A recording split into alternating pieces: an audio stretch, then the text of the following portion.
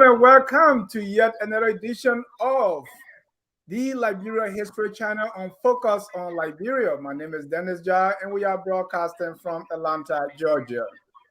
In tonight's edition of the Liberia History Channel, we're going to be debunking some disinformation in Liberian history.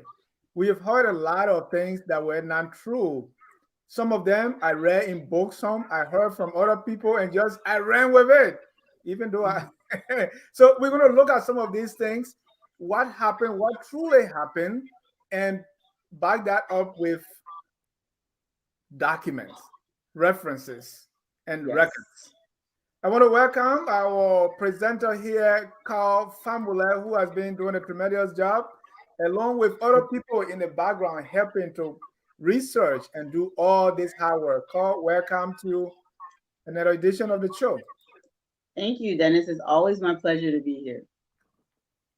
Well, when advertising the show, I say debunking the myth. There are a lot of things in Liberia history, and I want to be very measured here because people quick to feel offended about things. But as more information become available, we kind of try to present that to say what you heard before. Here is some information we got that tell us that it's not true. So here are the facts, and that's what we're trying to do. And if you are watching us tonight and you have other Liberian history or things that you consider untrue or myth, and you want to bring it up, and we will help. The team will do the research and provide the information. So it's very important. I want you to invite a friend. We want to welcome all our viewers across the globe. Invite a friend and let us talk about some of the things that are not true, but they've been in our history for so long. Carl, this is very important. And I know various shows that we've done, we kind of touch on some of these things, but we want to kind of dedicate a show to it and talk about some of these things that are really not true. Yeah. So this is what we've been doing, I think, with the whole series on the Liberian History Channel, is just presenting you know, examining sources, examining documents, examining primary records, um, doing genealogy of presidents, digging into the U.S. records, the various state records of their birth, their sales, if they were born into slavery, how they got out of slavery. So going back to get really detailed information. But even with all of that, a lot of the information that is disinformation in Liberia is very easy for us to, kind of tug or scratch the surface and uncover, this doesn't really make a lot of sense. But for some reason unknown to me, we have a tendency in Liberia to just accept information that's presented to us without even the first attempt at questioning it. And this is really unfortunate, even for scholars who are Liberian, who maybe have a discipline in another area like political science or something other than history. They have the habit of just repeating disinformation that's very easy for them to uncover that it isn't true. I'm going to give you some examples of that through this, but it's not to really pick on anyone in particular.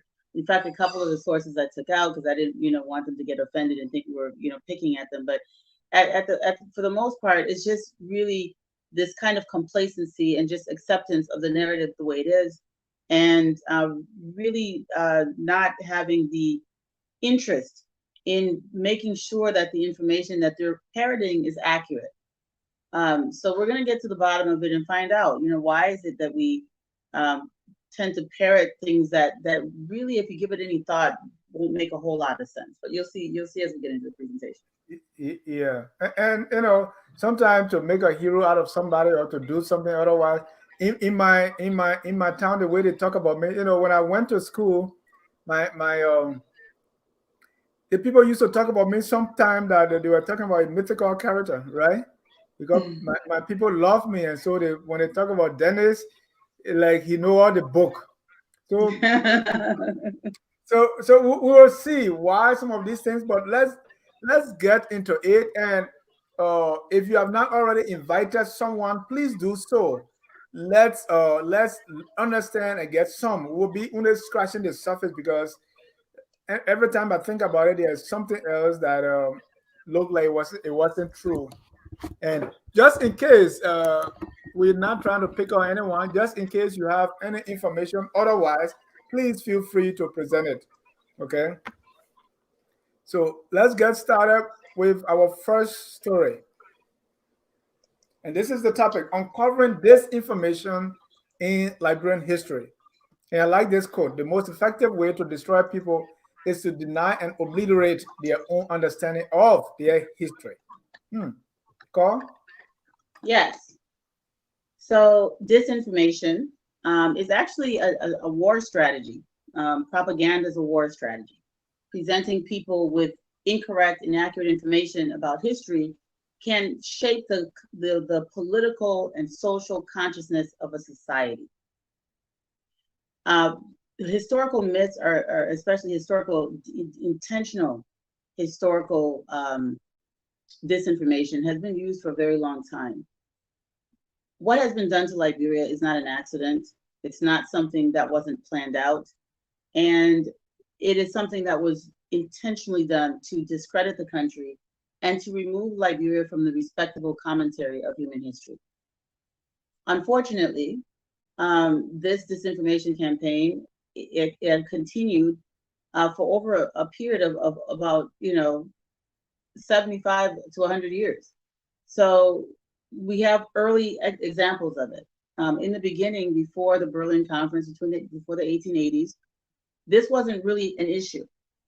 Liberia started becoming a problem that needed to be basically swept under the rug and annihilated, really, with the partitioning of Africa, because it represented African sovereignty in a modern sense, in a modern statehood in Africa. It was a threat to colonialism.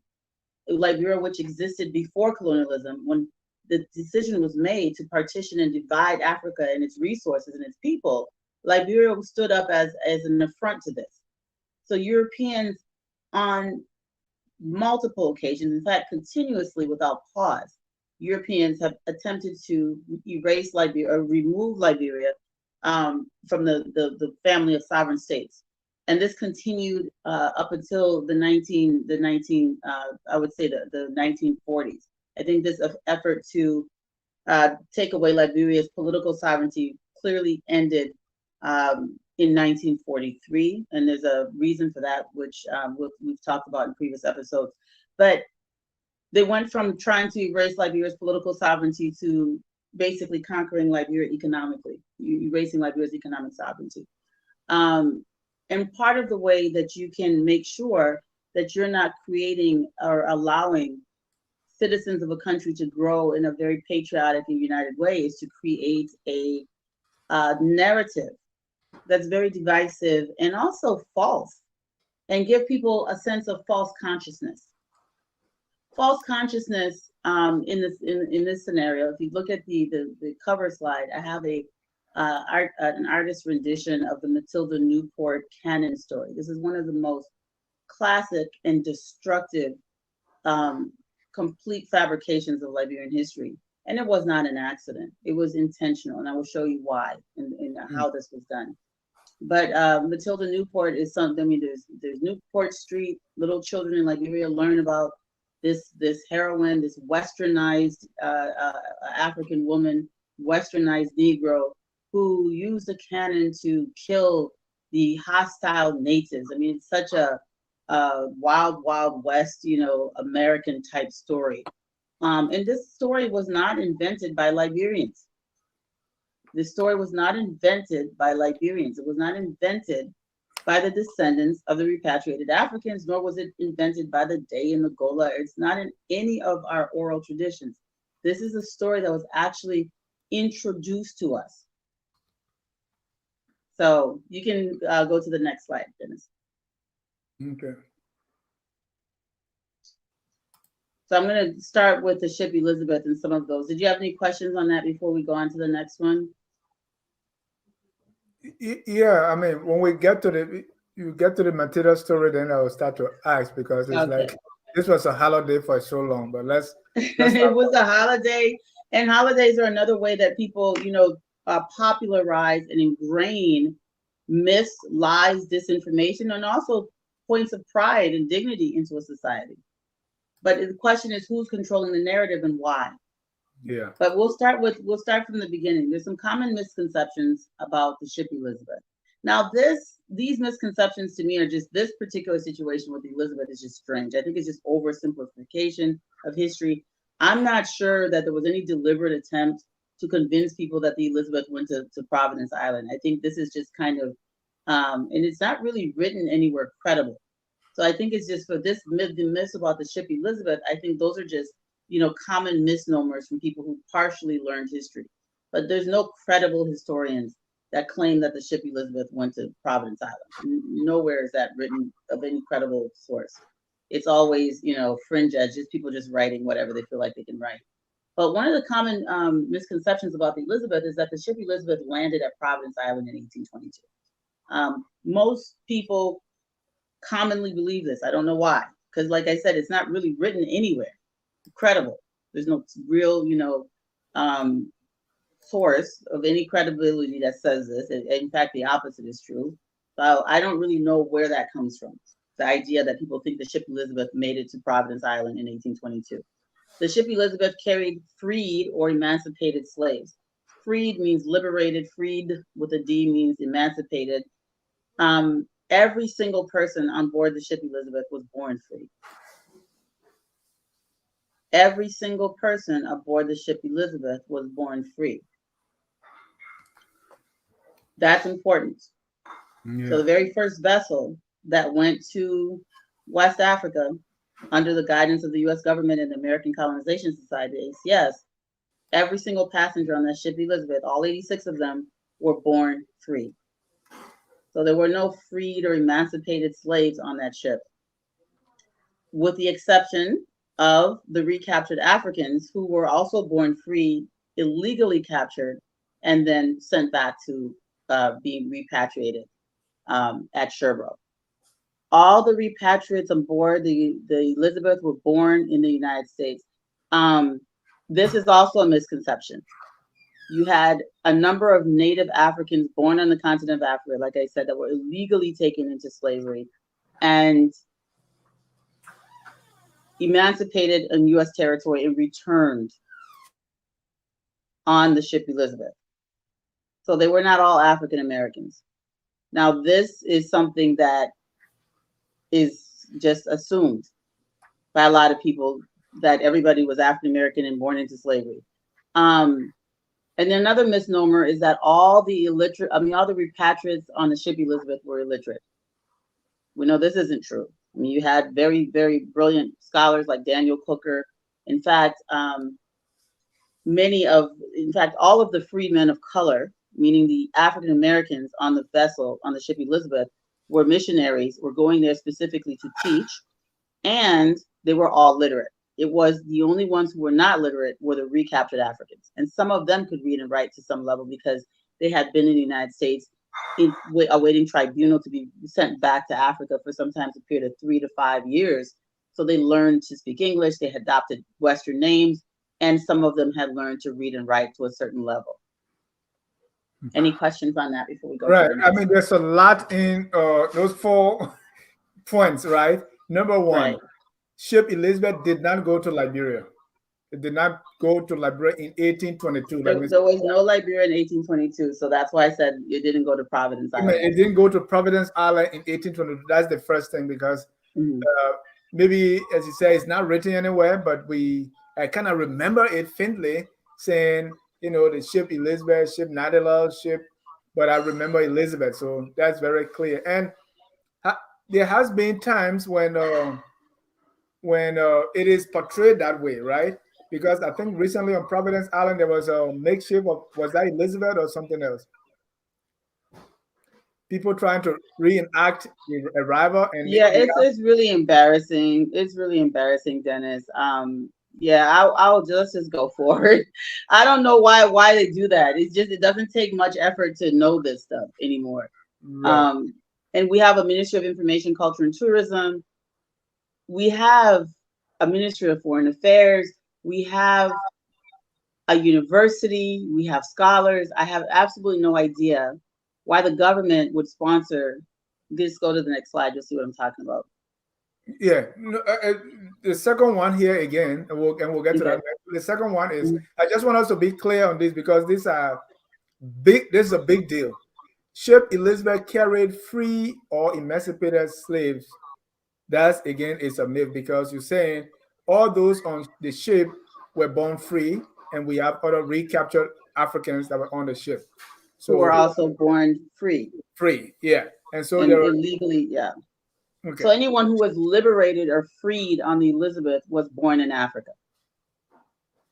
and born free in Africa, taken illegally into slavery, in the and slavery. then sent back.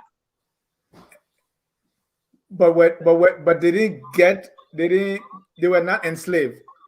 They were held somewhere until they were sent back. Is that That's correct. So what they would do once they made the transatlantic slave trade illegal, they would hold them in a tribunal, prove that they were born, because you could still sell human beings, enslaved human beings, from, let's say, the island of Cuba to the United States. But you could not sell enslaved human beings from the continent of Africa yeah, to the United States. So if you were able to prove that you were born in Africa, they would not allow you, because slavery was still legal in the United States. It's just the transatlantic slave trade wasn't legal.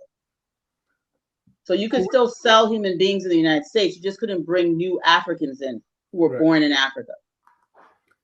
Could Those we, were the people who would be liberated on the Elizabeth, because they were taken into captivity either as war or through some kind of other awful means, and they were born free, sent into, illegally sent into slavery, rescued in U.S. territory, held in tribunal. They were usually adopted by these churches, the African Methodist Episcopal Church in New York, the churches in Philadelphia, the Baptist Church. They would take them in, baptize them, give them Western names, teach them how to speak English, and mentor them. There were quite a number of them who should have been returned, but many of them wanted to remain in the United States. So the ones who were on the Elizabeth were the ones who decided to go. So it was voluntary. right. And Daniel Cooker and others were on the ship to be missionaries. They were African American missionaries. Is there any record whether those who the recaptured slaves, or the recaptured Africans, whether they were slaves before being captured and put on the ship? Do we know? The assumption is that they were all born free because that's what it says. The Then records of the ship manifest for the Elizabeth, every single one of them said they were born free. okay, good. Then the So last you didn't get sold into slavery necessarily because you were a slave in Africa, especially during the time period where the transatlantic slave trade became illegal. Many people were sold into slavery as a result of war, being yeah. conquered, and then, okay, we're now going to take you and sell you for profit.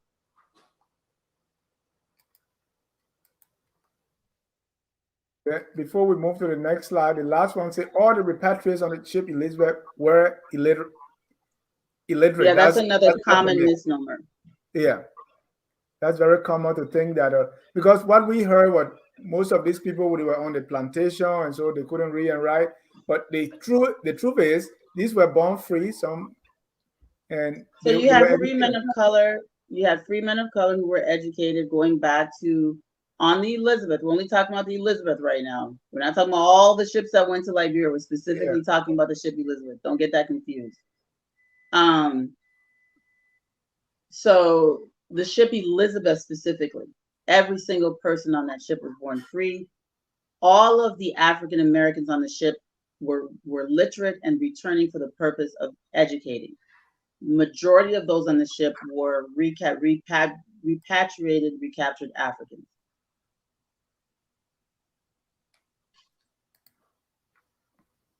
So all the small family, the Newport family, these are not people who were African Americans.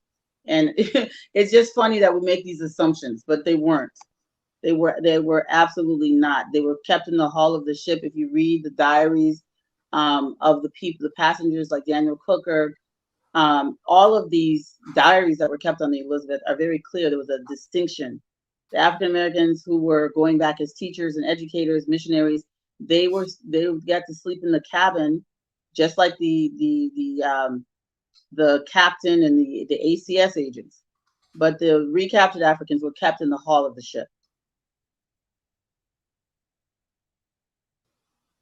This slide is a picture of the, you know, this is so offensive, and no country should be subjected to this kind of humiliation. This isn't mediocrity means average. We overuse that word. This isn't even mediocre. This is a mockery of our country and our history. It's a mockery. Unless someone's going to tell me that this was done by school children, elementary school children, then I will say this is great, a great job. But my understanding is this was commissioned by the government of Liberia. Now, if it was school children, 9, 10-year-old kids that were able to weld iron together and do this is incredible. But this unfortunately, what I understand is this was not children that did this replica of the ship Elizabeth. And on it, they write 1822. And they put this on Providence Island. The Elizabeth never made it to Providence Island. Elizabeth also did not sail in the year 1822. The ship Elizabeth Company arrived at Sherbro Island, which is in modern-day Sierra Leone, on the 9th of March, 1820. So 2 years earlier, the Elizabeth arrives at Sherbro Island. And the brig Nautilus arrives a year later at Sherbro, actually at just near Sherbro Island, and they're all transferred over there in the year 1821, the same month of March, but 1821. So the first ship to actually land at Providence Island was the brig Strong, and that was in 1822. So the third ship that sailed with ACS is what arrived at Providence Island.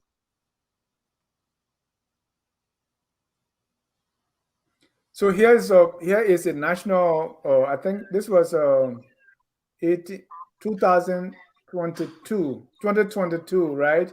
That this program was held at Sherbro Island, and there is a ship at Providence Island.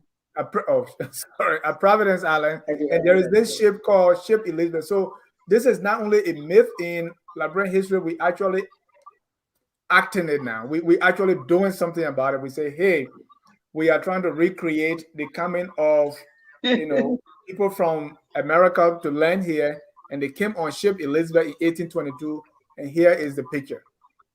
So embarrassing. Wow. Yeah, I don't really understand what was going on with people or who was responsible. As I said, we have the Ministry of Information, Culture, and Tourism. This is really this is a humiliating mistake. This is embarrassing. And not only that, they didn't even do a good job. Like, it doesn't even look like a ship. There's just so much that's not right. I mean, the ship would have been made out of wood. We have plenty of wood. If they really want to have an artist recreate it, they could have rebuilt the ship. I mean, we're not children. We have people who are capable of replicating what that ship would have looked like. And really, they should have just done a different type of monument that was more historically accurate anyway. Right. So sometimes people doing these things, they probably don't know, and they don't want to ask anybody. All right, let's go to the next. And nobody wants to correct anybody. Everybody just looks and watches, right? So Liberian History Channel got to be the bad guy and say, hey, this is wrong. But everybody else looks at it, cringes. I mean, you have people who went to Liberia for this from around the world, who know more about our history than we do, that were laughing and mocking us. They said, why did they put the Elizabeth on Providence Island? Why did they do this? You can't invite people who enjoy history, who are the only ones that are going to do historical tourism, are people who actually study history and enjoy it, and then have this kind of disinformation, laid out. They're going to be taken, turned off. They're going to say, well, why did I waste my time to go to Liberia? They don't even know their own history. Oh wow, this is of course. This is bad. And none of our um, big people, as we say, nobody corrected this and nobody kind of shed light on it. I don't know if some No, telephone calls went on, maybe not, but we tried to correct it, and people, took it personal and got upset and wanted to argue against reality. Is what happens. But this needs to be corrected. It's so embarrassing. if you're a part of how they call that program and you had this shape, please remove it. This is inaccurate. Absolutely. And then, so we're going to talk a little bit more about the Elizabeth. I talked about Daniel Cooker, who never actually went on to Liberia. Daniel Cooker refused to go with ACS to Liberia. He decided instead to remain in Sierra Leone, and all of his descendants are Sierra Leonean today, because he was very much not happy with the way the white agents were treating the recaptured Africans on board the Elizabeth. So I want you to, if you can, Dennis, please read this excerpt from the diary of Daniel Cooker. This was published in the year 1820. I mean, Right. the account was done in the year 1820, and Daniel actually wrote this also in 1820. So this was a first-hand account. This is what you call a primary source. Okay. And so we have the journal of Daniel Cocker, a descendant of Africa, from the time of leaving New York in the ship Elizabeth, Captain Sabre, on a voyage for Chebro in Africa, in company with three agents and about 90 persons of color: the Reverend Samuel Bacon, John B. Bankson, Samuel S. Cruiser, agents. So we read, about 4 o'clock this evening, a circumstance happened that gave us more uneasiness than anything had done since leaving America. A colored man by the name of P. Small from Philadelphia, a native of Africa, had a dog on board. A fight took place between this dog and one that belonged to the ship. This man and the captain of the ship engaged each other. Things soon wore an alarming aspect. I fear for a few moments that there will have been several deaths, but Mr. Bacon interposed and, with much difficulty, parted them. The captain called for his pistol. However, their being brought was prevented. The captain soon got over his passion. The colored people were all got below. After things had a little subsided,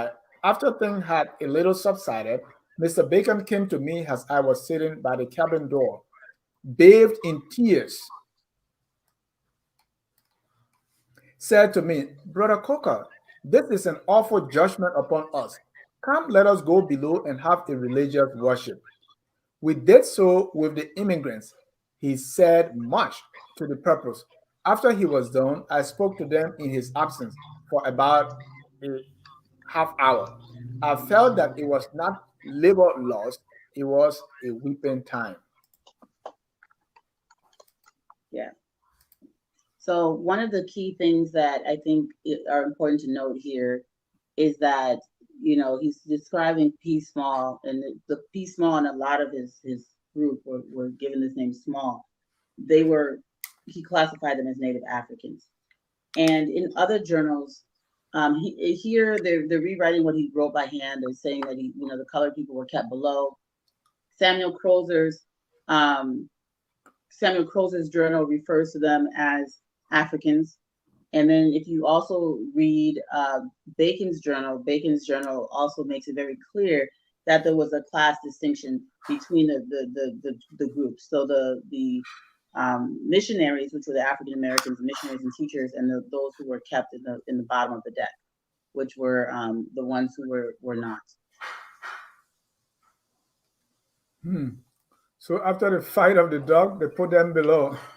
Yeah, and Bacon's journal says that they took all of the dogs belonging to the Africans and threw them overboard Hmm. as a form of retaliation or regaining control, probably. So that resolves the issues of the Elizabeth myths.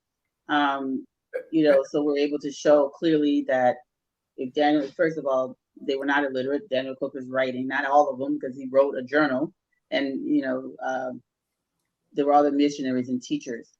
The next thing we're going to get into is one of the most divisive. Now, the miss with the ship Elizabeth, I'm not sure, and I'm not going to claim that those were intentional. I think that's just really just lazy scholarship, or not, not even scholarship, just laziness on the part of those who are supposed to be carrying the narrative forward, and not being thorough enough to give factual accounts.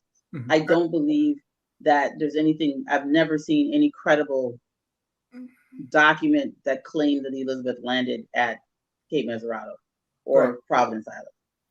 And Randolph, So I don't know what Randolph is trying to get at. So Randolph, please be clear. You were saying the first ship, the Elizabeth, sailed from New York to West Africa with 3 agents. Yes. So we're talking it went to Sherbrooke, not Providence Island. So if you have any counter information, please present it. Go ahead. I think it might have just been buttressing what we're saying. I don't know what he was Yeah, saying. that's So what. the origin of go ahead, Dennis. No, I say I just want to be clear. What is it that he's getting at, so we can answer. Mhm. Oh, So the origin of the Matilda Newport, I call this a fable. This is real disinformation. This particular situation is where the agents of the American Colonization Society cut a pretty unfortunate deal with the sovereign Africans on the coast. They did not take anyone, Eli Ayers and Captain Stockton, did not take any of the African Americans with them when they went to go negotiate for land at Providence Island. They did not take anyone with them when they went to go negotiate. When I say anyone, so when they didn't take any of the repatriated African Americans or Africans with them when they were going to negotiate for land at Cape Meserado. And they abandoned the entire group, returned to the United States on the Brig Strong, and left social Africans in the settlement with disgruntled people who they had not properly negotiated this land with, left them there and abandoned ship. So the truth of what happened on December 1st is so egregious and so damning to the American Colonization Society and the church community, because a lot of this was supposed to be missionary philanthropy, that they had to create a narrative to somehow divert attention away from what actually happened. But there are official and authentic records that were kept by Lot Carey, by Elijah Johnson, and all of those literate people who were there. Ashman later compiles these records from 1821 to 1823, and he published them. I'm sorry, from 1821 to 1823, and he published them in 1823. And that is the most authentic source because these journals were kept at the time the events were unfolding. So there is no mention of a Matilda Spencer, a Matilda Newport. The Matilda Spencer was present. There's no mention of her doing anything heroic. There's no mention of anyone named Elizabeth doing anything heroic. In fact, there's no mention of anyone at all doing anything heroic except for those who died. And Elijah Johnson, who lost his son to gunshot wounds, musket, that he was shot by a musket. His 10-year-old son was shot and killed with a musket. And Elijah Johnson had to defend himself with his 2-year-old daughter tied to his back. So the story of Matilda Newport firing a cannon does not exist in primary source records. Her name would have been Matilda. The only Matilda that was present was Matilda Spencer. She allegedly married one of the Newport brothers later on after her husband also died at this battle, by the way, by a musket wound. He was shot by the warriors. And Matilda Newport supposedly goes on to marry one of the Matilda Spencer, widowed Matilda Spencer, supposedly goes on to marry one of the Newport boys who's significantly younger than her. And then she died in 1837. I'm sorry, in 1835 at the age of 37. So at no time in her life was she considered an old woman. She died before she turned 40. So it would never be reasonable to refer to Matilda Newport as an old woman. There's just so many holes in this. So even if Matilda Spencer became Matilda Newport later in life, nowhere during her lifetime does anyone talk about her heroic battle with this cannon. Nowhere during her lifetime does anyone call her an old lady, because she wasn't old when she died. She died of a respiratory infection, probably tuberculosis, as a very young woman. So I wanted to lay that background, and what I have here are excerpts from the authentic records of the colony between December 1st, 1821 and December 1823. These are the accounts of the battle that they claim that Matilda Newport fired a cannon. You can go ahead, Dennis.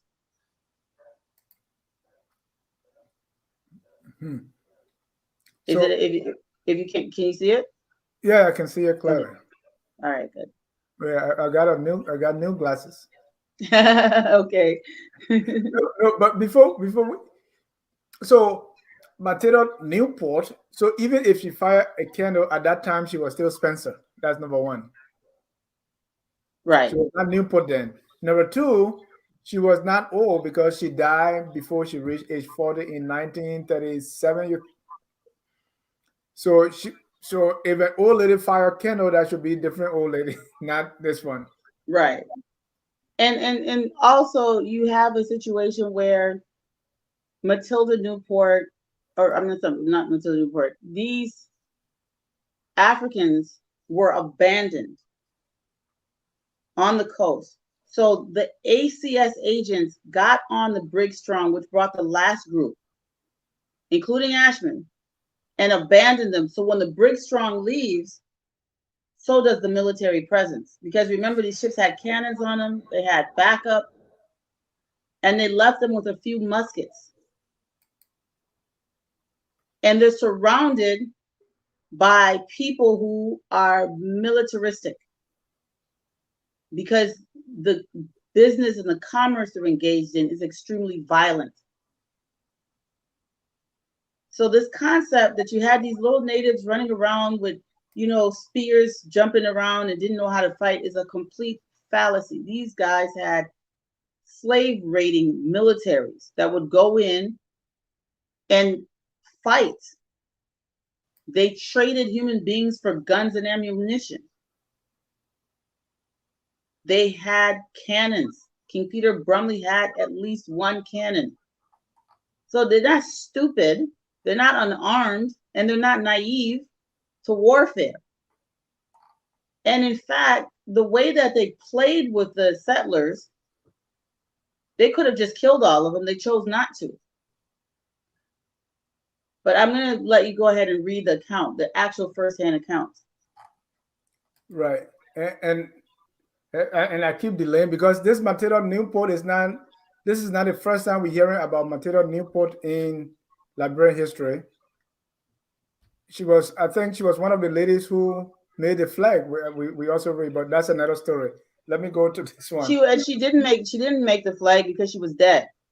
Right, and that's died. She died before the flag was sewn. So I don't know who's coming up with this stuff or where it's coming from, but she died way before our independence.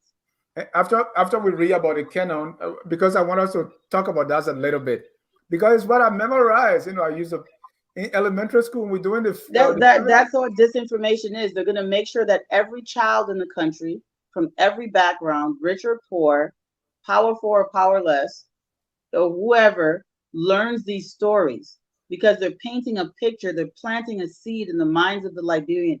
They're planting a seed of false consciousness that creates a narrative of events that didn't take place. There's two things being accomplished by this. The first thing they're accomplishing by sowing this false seed is that they're making indigenous people to believe that their ancestors were foolish, unarmed, native, naked savages that were not able to defend themselves. The second seed of disinformation that they're planting to the descendants of the repatriates is that their forefathers were more sophisticated and better than the natives because of their proximity to Western or European culture, that their supremacy is derived from their proximity to Europeans. And therefore, because Matilda, his name was Matilda, and not Matu or Marie, she was more sophisticated and more intelligent. This is a seed that is sown intentionally. And that consciousness, as false as it is something that has shaped the way that Liberians from all backgrounds think of themselves and their country, and more important, their relationship to their country. This is not a joke. This is a very dangerous narrative. All right, let's go into this, and we'll go up to the flag, because that flag thing really. And if you are watching us, I don't know how you look at this. Matilda Newport, and actually the story is alive. Come on, but let's It's a read. complete lie. Go ahead.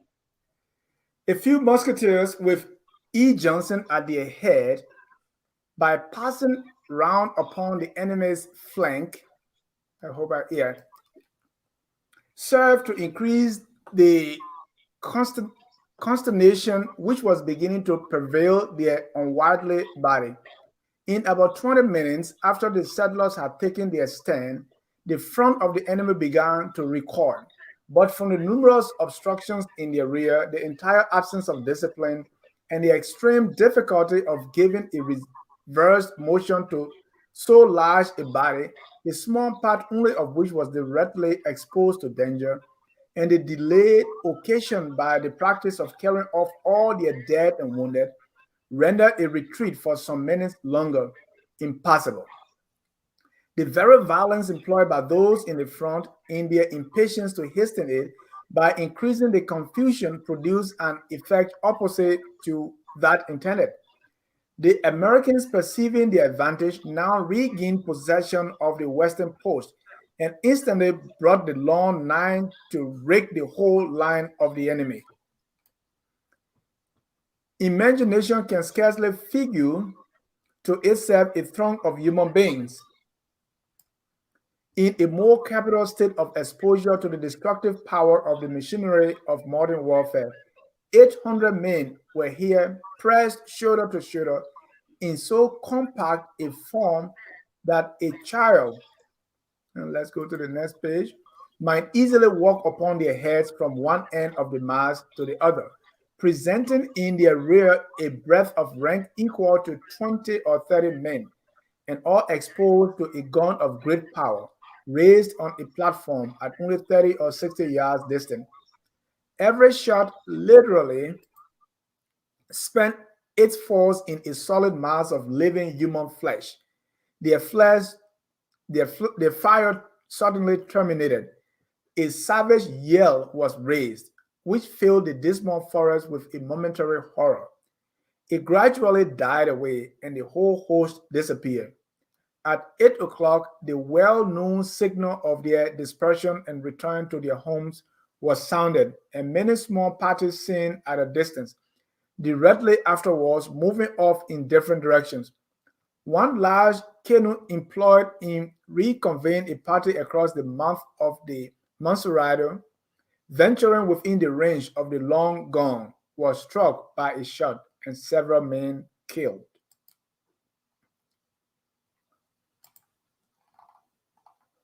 On the part of the settlers, it was soon discovered that considerable injury had been sustained. One woman who had imprudently passed the night in the house first beset by the enemy, had received 13 wounds and been thrown aside as dead.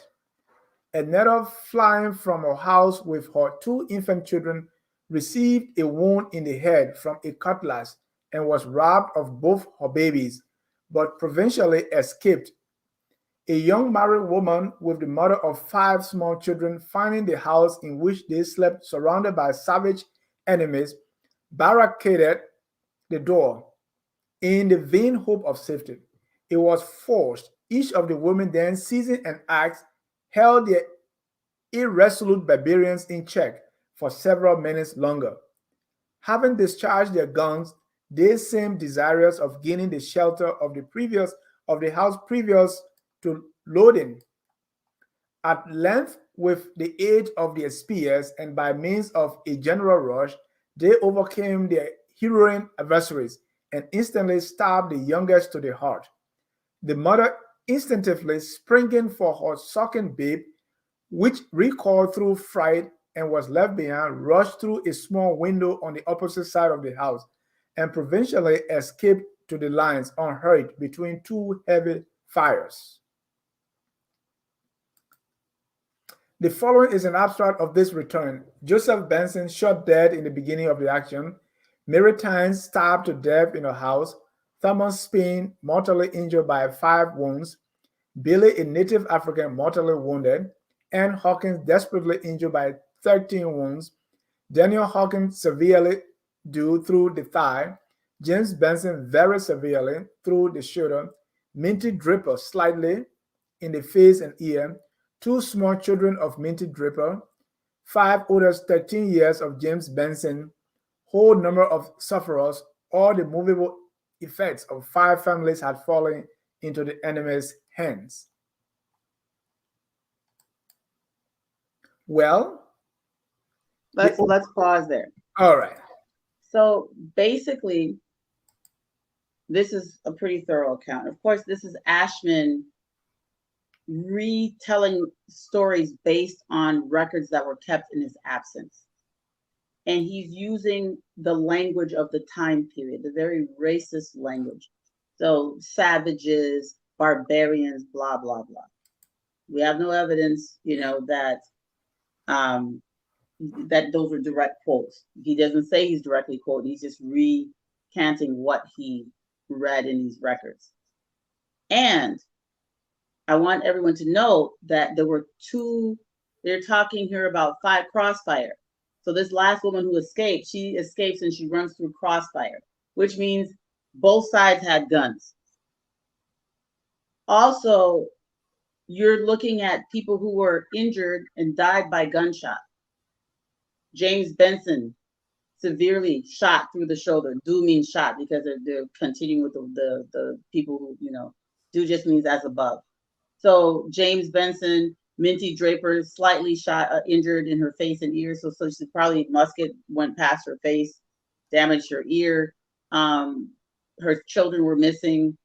James Benson. This is a battle where our second president, Stephen Allen Benson, was kidnapped. At the time that this was written, they didn't know that Stephen and the other children were still alive. They thought they had been killed. So this clearly, if Matilda Newport was such a hero, we would have heard something about her name. It's her husband who's mentioned as being killed.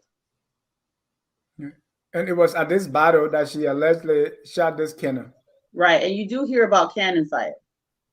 But this is, Elijah Johnson was a veteran of the War of 1812. He was the only really trained military person there. So he would have, tried to pack this small group of about 30 people capable of bearing arms into a way to be able to defend themselves. And I don't know if this 800 men is an exaggeration or not, but like I said, if they really wanted to wipe the people out, they would have. I don't care if 800 men are coming there with fingernail files. They'll take you out. 30 people who are mostly ill, suffering from respiratory diseases. So even the kidnapping of the children was an act of intimidation. They actually didn't harm the children. In fact, they brought the children back to them after negotiations in a healthier state than they were when they were taken. Because many of the children, like Stephen Allen Benson, were already very sickly. And he was 6 years old at the time. There's also accounts that when they returned the children, they were clinging on to the women who were taking care of them. They didn't want to go back to the colony. They wanted to stay, on Bushrod Island, in King Peter Brumley's territory. So we can go on to the next slide. So the next slide basically is the oldest record of anything resembling the Matilda Newport story. And this was done by a Methodist Episcopal missionary named Bishop William Taylor. He wrote this in 1895. So this is many decades after, over 60 years later, 63 years later, he's writing, not even 63, 63 years later, he's writing this story that he claims was a tradition, meaning he claims was an oral tradition. There's no other record of such an oral tradition. There was so much written before 1895. None of the presidents ever mentioned this in their speeches. Nobody ever wrote about it. There's no letters going back to America from repatriates mentioning this. The first time you hear about it is this white Methodist Episcopal missionary who says the following. You can go ahead, Dennis. Well, the overwhelming forces of the heathen drove the 40 heroes from their defenses. But instead of pursuing and destroying them, the natives went hunting for plunder and gathered round the cannon with excited curiosity. Tradition says that an old woman of the immigrant party named Elizabeth Newport, who had remained with the staff, beckoned the natives to look into the muzzle of the gun. The gun had been loaded but not being in position in the moment of need was not discharged. The old woman got a long line of them trying to look into the muzzle and then apply a coal of fire. Off went the big gun and Liberia was saved. Can you imagine? So this is the story. This is where it came from. William Taylor. And then the name didn't even make sense. He's called Elizabeth Newport. So that's the origin of the lie. And I previously have gone over this strategy that they use the church to manipulate and confuse and control the consciousness of the society, to paint this narrative of the savage African.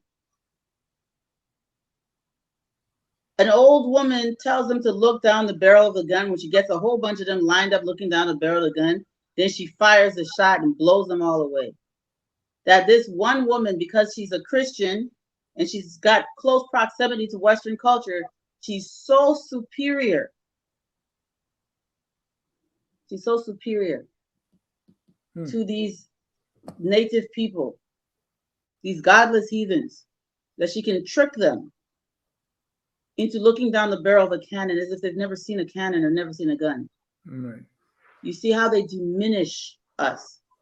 And then you have indigenous people, the descendants of these people, writing about their own ancestors in such a diminishing way, because that's what they've been taught. That they were pathetic and defenseless. And not only that, childlike curiosity, they were silly. I mean, how dehumanizing is this narrative? And I know the narrative doesn't sit well with a lot of people, but they couldn't put their finger on why. Yet at the same time, they internalize it so much because it's taught to people as their children, right? When you're young and you're in school, you're taught this. And then you get the sense of resentment. We were pitiful, childlike savages, and these people just came and just killed us and bullied us. And clearly, that's not what happened. This is what we call disinformation or information warfare, using information as a weapon to change or alter the consciousness of a society. And called the reason maybe people, because it is very easy for us to feel sorry for ourselves, right? So we say, oh yeah, somebody came and they killed us. So because there's already a narrative that just like what happened between uh, Native Americans and people from England. So I think that's the kind of thing people try to It's copy. not it's not natural for human beings to lack dignity and have self-pity and feel sorry for themselves. That's something that's taught. In most normal human societies that have not been manipulated, every society paints themselves as a hero. Yeah, I see that That's what's natural. That's yeah. what's natural. What happened to Liberia isn't natural. Our consciousness and our sense of inferiority is not natural. That's what we were taught. That's the point of all of this. That is why they create these narratives, is to create a false consciousness of inferiority. That now you are helpless and hopeless, and we have come to save you. You Mm. come from helplessness, hopelessness. You come from a pathetic background of these weak, ignorant savages, and we've come to save you. That's what this narrative is.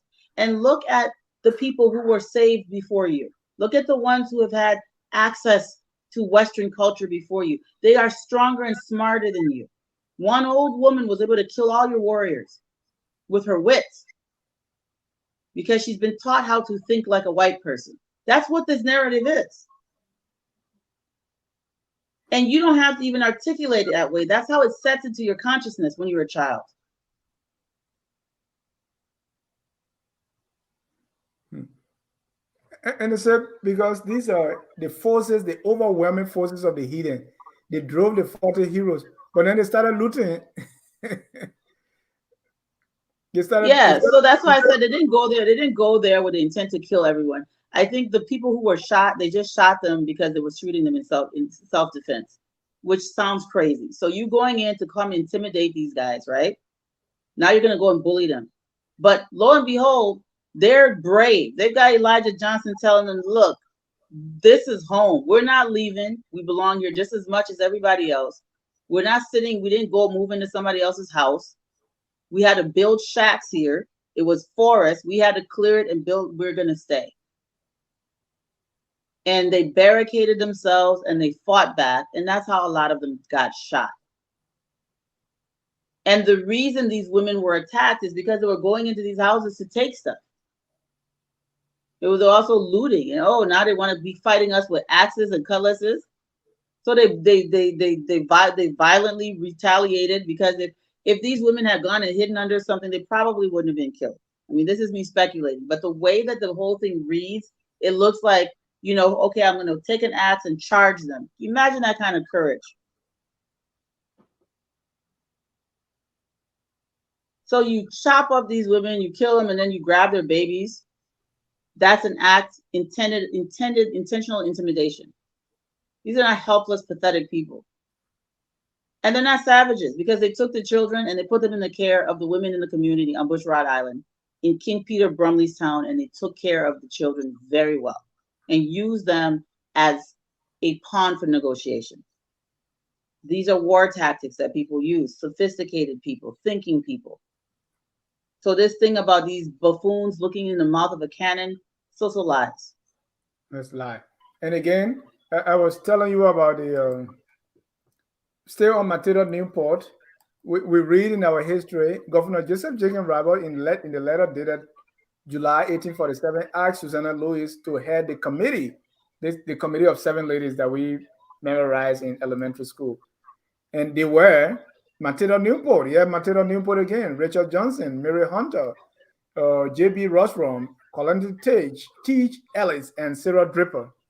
So why there's a law from Matilda Newport that she's everywhere? She made a flag, she shot a candle, and it's Matilda Newport, Matilda Newport. Yeah, it's just absurd. Maybe she will, I don't know why they do that. The other thing I've come to understand too is that the true story of Liberia is just so profound, it's so powerful, it's so inspiring. People really know what happened, no matter what your background is. If you really know what happened, you would never bow your head in the presence of anyone. Being a Liberian would be something that would inspire you to do great things. But because the history was too powerful, it had to be suppressed, it had to be hidden, it had to be buried, and it had to be replaced with nonsense. Because people get their self-esteem, their dignity from the history. And God forbid that little Dennis John, little Yeyia grow up knowing who and what, where, and how. You think that many of the things that we've done and thought and behaved as though, we had nothing to do, that we've been objects of history instead of the innovators of history, the actors that shaped Africa? Do you think that we would conduct ourselves the way we did if we knew who we were and whose shoulders we're standing on, whose torch we're carrying forward? They would not. So the point here is the misinformation about Elizabeth probably wasn't deliberate. These kinds of narratives, very intentional. It's meant to diminish the humanity of the native African. And these stories were brought by people. It was almost like a Trojan horse. People who were coming to save souls on missions of redemption. But before they can redeem you, they have to diminish you. Because if you are proud of who you are, maybe you won't receive the message very well. And one last thing, Carl. In 1916, the Liberian legislature declared December 1 to be Matilda Newport Day, Right. marking it a permanent national holiday. Right. Why? Why? They didn't see what we're seeing now, or what happened? And I this just stay on explained for why. I just explained why. Everyone's being educated. And we say this a lot on this History Channel. We talk about the buck breaking of Liberia all the time, Jabari and I on this channel. After the partitioning of Africa, Liberia becomes a target of extreme disinformation warfare. Because Liberia, it was an affront to European imperialism in Africa, to white supremacy, essentially. So everything that is done to Liberia, from the trade embargoes to coming in and pretending that you're coming to save souls and coming in and creating confusion and disinformation, posturing lies and false narratives that will weaken your society as opposed to uniting it, painting Liberia as some ridiculous, buffoonish replica of the genocidal nonsense that went on in North America. This is not our history. This is not our history.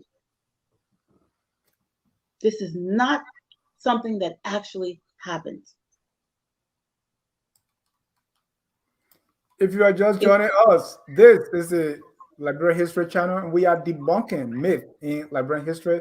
Right now, we are on Matilda Newport, the lady who allegedly shot a Kenner. So this is a person named S.L. Soma, wrote this article in 1995. I'm not picking on you, Mr. Soma, but I just want to use this as an example. He did this whole thing on historical settlement and environmental impact. He probably went to SOAS at one of those schools in the UK.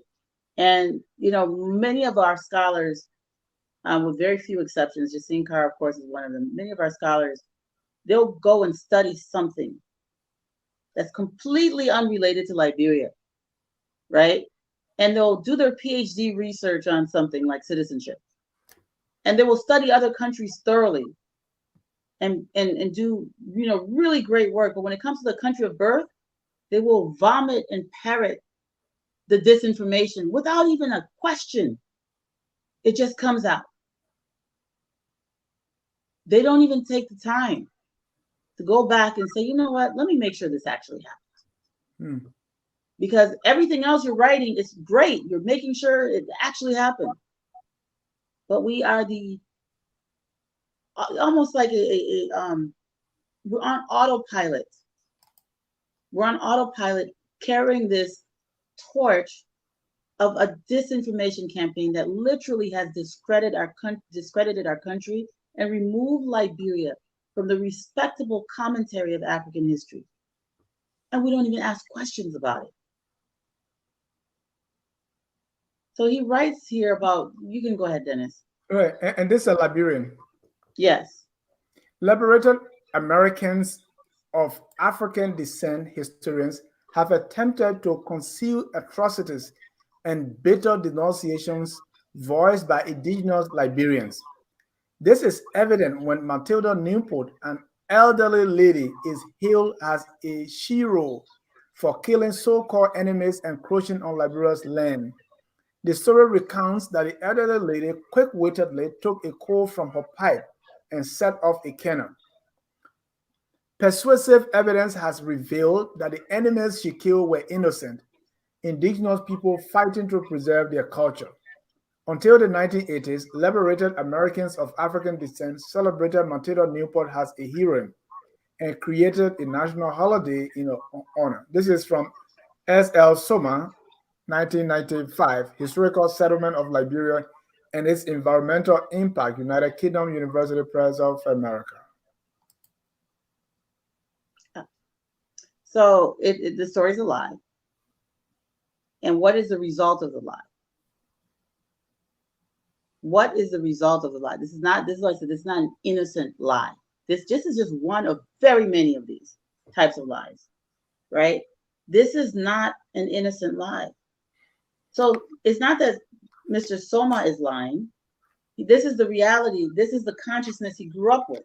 This was a national holiday. He's not the one telling the lie, but he's a living torchbearer of the lie because he doesn't even know that it's a lie. And when something is a lie and it has real consequences, it no longer matters that it's not true. When you make up a lie and the consequences of that lie, just like, the theory of white supremacy, white people are not superior to other human beings. But the result of this lie being accepted has led to real life consequences that we all live as a result of it. So Mr. Soma, though he's not aware that this story is made up, he understands very clearly that it was destructive and hateful. And now he's saying, oh, my forefathers were innocent victims, and they were just innocent fighting to preserve their culture. No, they weren't. They were trying to bully these people. That's not really what happened. People died on both sides. Making people to believe that their ancestors were just silly is a tragedy.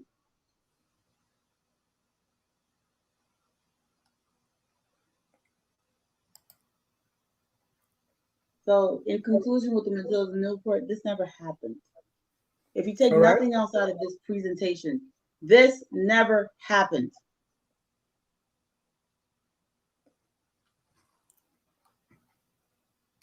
Let it go forth. The Matilda Newport story is a myth. It's a fable. Never happened. Never happened. All right. Another myth or another disinformation we want to deal with. The kings and leaders of Cape Masurado were not named by repatriated Africans and African Americans.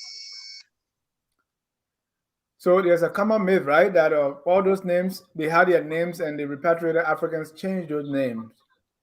Yeah, so it goes with that narrative. It goes with that silly narrative that you just had a bunch of isolated bush willies running around. They never saw outsiders. They never saw Europeans. They didn't have European names. They didn't know how to speak English. They were just running around naked and afraid. That's the narrative. So in order to keep that, because we indigenous Liberians, we native Africans, we believe what we were told about our ancestors. So we can't possibly imagine that in 1822, A man was calling himself Peter.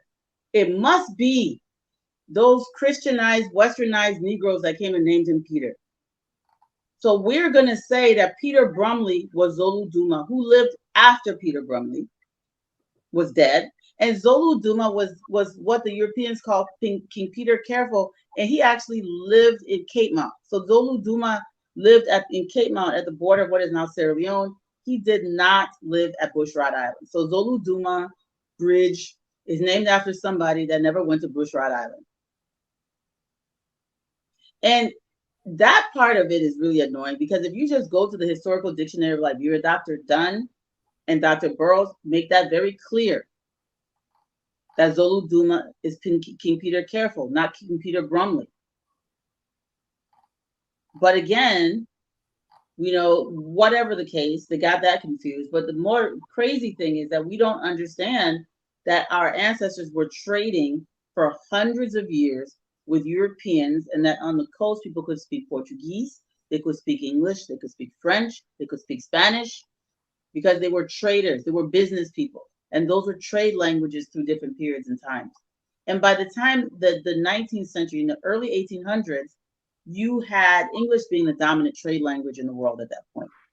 So most of those people on the coast spoke some form of English. And King Peter Brumley, not only could he speak English, he could read and write. That's been clearly documented. So he was King Peter Brumley. That's what he called himself. You also had King Peter Bosa from many, years before him. So the name King Peter at Cape Mesurado is very old. It goes back to medieval times. It is far older than the American Colonization Society. There were people called Peter on the coast, on the Grain Coast, before many of the people whose ancestors were sold into slavery and returned to Liberia had even left the continent. So, modern history being a continuation of the universal. Oh, this is not history. Anyway, Babod, who visited the king of this country, Maserado, in the year 1687, describes the seat where the monarch resided has a little town of 30 or 40 houses on the banks of a pleasant rivulet built with mud and surrounded by a earthen rampart. Every house is at least one story above the ground floor, some three, and all of them whitened with a lime made from calcined shells. Their floors were made with rough beams or branches of palm laid close to each other, which renders it difficult to walk across the chamber without stumbling, and the roof composed of the same materials covered over with the banana and palm leaves. In the council chamber, Babel was surprised to see the figure of a woman holding an infant in her arms, about 3 feet in length. On each side of the block wood were cut out little platters to hold meat and drink for the fetish, uh, for which it appears to be. In this chamber and before this idol, it was that the Negroes performed all oaths, binding them to the execution of any contract or promise. This prince's name was Basol or Peter, a man of an agreeable aspect, soft disposition, but of a weak judgment, bordering upon folly. Of this I had sufficient experience, says our author. During my residence has he never parted an hour from me during my stay here. This is in 1760. Right. So this was written in 1760, but it was repeating Barbauld's account from 1687. So this particular book was published in 1760, but this Barbauld went there in 1687. There's a man named, we did a show called Bosaw 360. We talked about King Peter Bosaw in that episode, Bosaw 360. We talked about King Kandibia. We talked about these great leaders that came as Arado. And in that episode, we talked about King Peter Bosaw. We talked about his son going to England to study and returning. There's a couple of things I want you to note in this. One, that there was the place where King Peter Bosaw lived.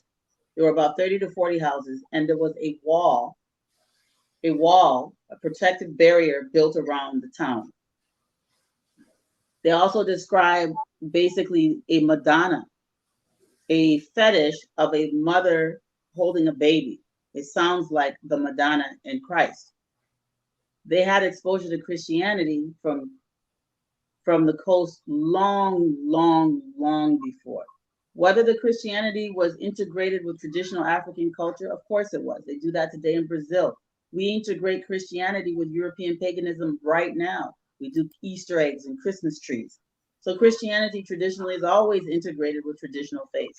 That's what we do as human beings. And Africans right now are practicing Christianity like Europeans. So we integrate European fetishes and pagan things, rituals into our way of worship. In this case, he's describing King Peter Basa having a Madonna, basically. And then also they're giving offerings to this Madonna. So they're treating the mother and child or the Christ and the Madonna as something that they should be giving offering to. So that's an integration of African tradition with the Christian faith. This is the earliest evidence of it. And this is an observation that was made in the year 1687 by Barber. And clearly, there's a man named Peter. And we're here talking about ACS came and imposed the name Peter that's so old at Cape Mesurado upon people. Next slide, please. The story of Prince Peter of Cape Mesurado. That's another Peter. The following is a true account of the manner of enslaving Prince Peter, the son of King Peter of Cape Mesurado on the green coast of Africa. King Peter had a favorite slave named Dapu, who he always entrusted to take goods to sell on board of the shipping belonging to the different settlements. One day, as he was going to take some rice and elephant teeth and other articles to dispose of on board of a small trading vessel, he enticed Prince Peter to go with him. And when he had got him on board, sold him with the goods, and run off himself to his own country. The young prince was carried to Sierra Leone and put on board a slave ship, commanded by Captain Fraser. Captain Fraser, after hearing that he was the son of King Peter of Cape Mesurado, took him ashore on Ben's Island to Captain Carey, who is settled there. Captain Carey gave 2 slaves to the prince and kept him until he could meet with a proper opportunity to send him to his father again. The source here is in 1788. So this is an actual portrait of Prince Peter that was taken in Europe before he died. He got sick and died. He never made it back to Cape Mesurado. So King Peter Brumley is of the same family as this Peter. I don't know if they were brothers or cousins, but this Peter and old King Peter Brumley were either cousins or brothers. I'm not sure if King Peter Careful was related to them or not. I know King Peter Careful was Vi and King Peter Brumley was Day. So Zolu Duma is not King Peter Brumley. Can't emphasize that enough. King Peter was a very common name at Cape Mesurado for centuries. So that debunks. Go ahead. Zolu Duma was King Peter something else, not King Peter King Brumley. Peter Careful from Cape Mount, from the town of Bosa in Cape Mount.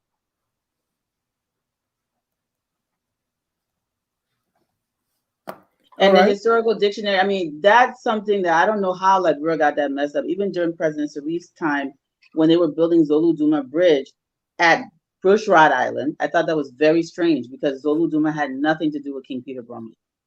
And they were building it because there's this concept that we indigenous or native Liberians, we have this belief that our ancestors all had African names and never called themselves Western names, and that people came and forced us to use Western names. It is just not true. So because we have that belief about our ancestors that they were so dumb that people will come and just give a whole king, you just name a king and strip him of his actual name because they were just savages. So you could just come and say, oh, you savage, I'm not going to call you Zolu Duma, you're King Peter Brumley. And it's okay.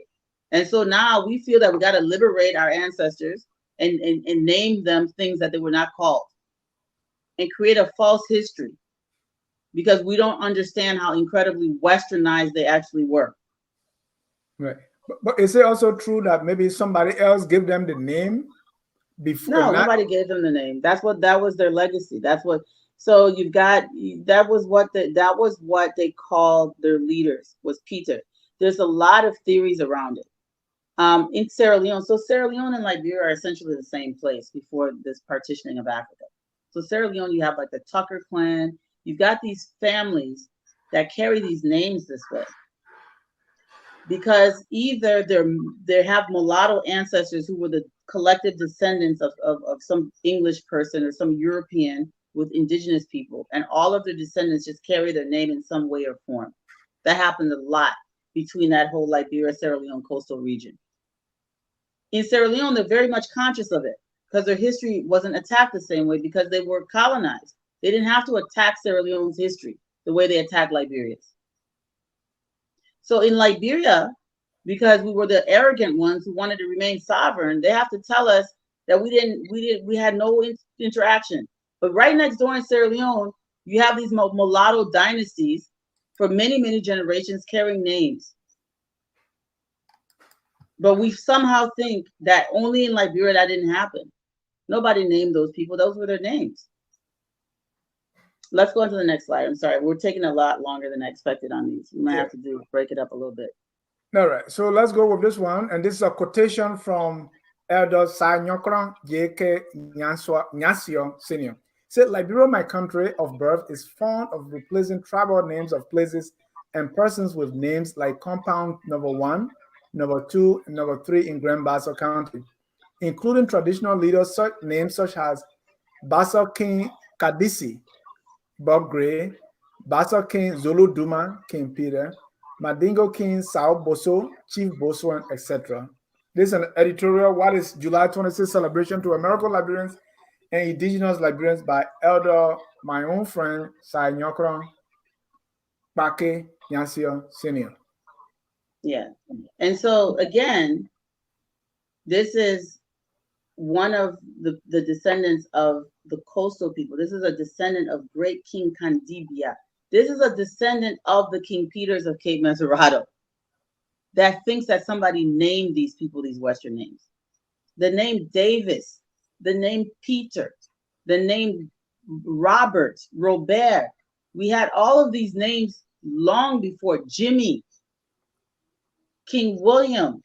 All of these names were on the coast for centuries before ACS arrived. But they have convinced us that we had no contact with the outside world. None of us were mulatto before ACS came. You know, you had Europeans living among us over the centuries, especially on the coast. And well, actually only on the coast, but you had Europeans living on the coast. It's well documented. So why have we been convinced of all of this?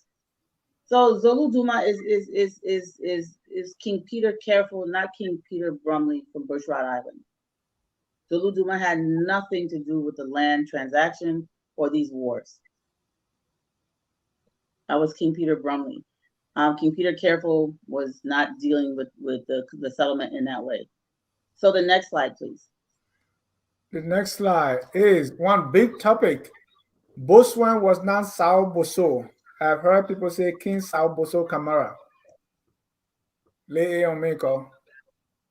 So yeah, Boswain and Sal Boso are not the same person. I'm not saying Sal Boso did not exist. Like I said before, Zolu Duma existed, but Zolu Duma was not King Peter Brumley. Boswain, his biography, Sal Boso's biography, completely different. Now, Boatswain also pronounced Bosun. Maybe that's why people think so. And maybe Sal Boso could be a descendant of Boatswain. Maybe somebody just wanted to take the name. But Sal Boso, I mean, itself is not a Maninka name. Kamara is a Maninka name, but Sal Boso is not. Boatswain is a British, it's an English word. It's something that you did on a ship. It's a ship hand, basically.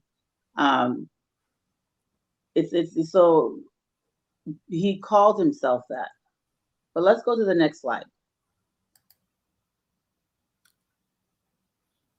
So Ashman interacted with him. Judah Ashman wrote about this guy. He met him, interacted with him, talked to him.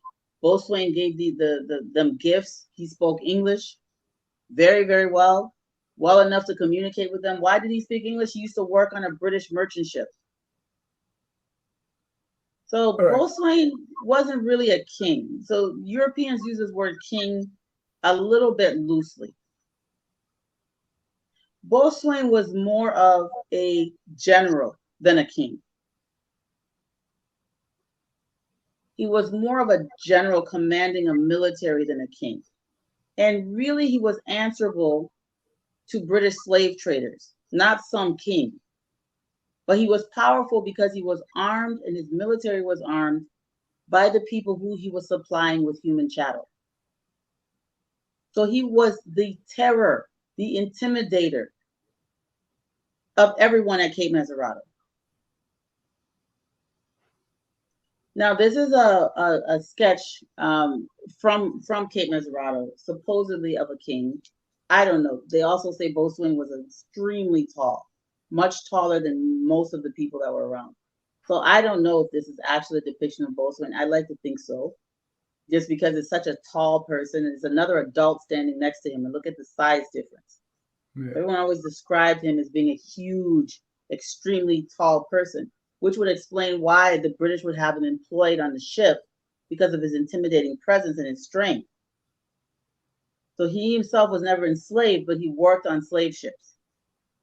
So when he's now being told, as he gets older, he's like, hey, we're going to give you an army, go into the interior and raid these towns. He goes into Bopuru, plants the British flag in the ground, somewhere around 1805, before ACS comes, and he turns it into a slave depot, where his army that he raises is now going in and raiding mostly what they call at the time the Fair people, the Pele or Pesi, whatever you want to call them, that were living in the vicinity of Bopuru.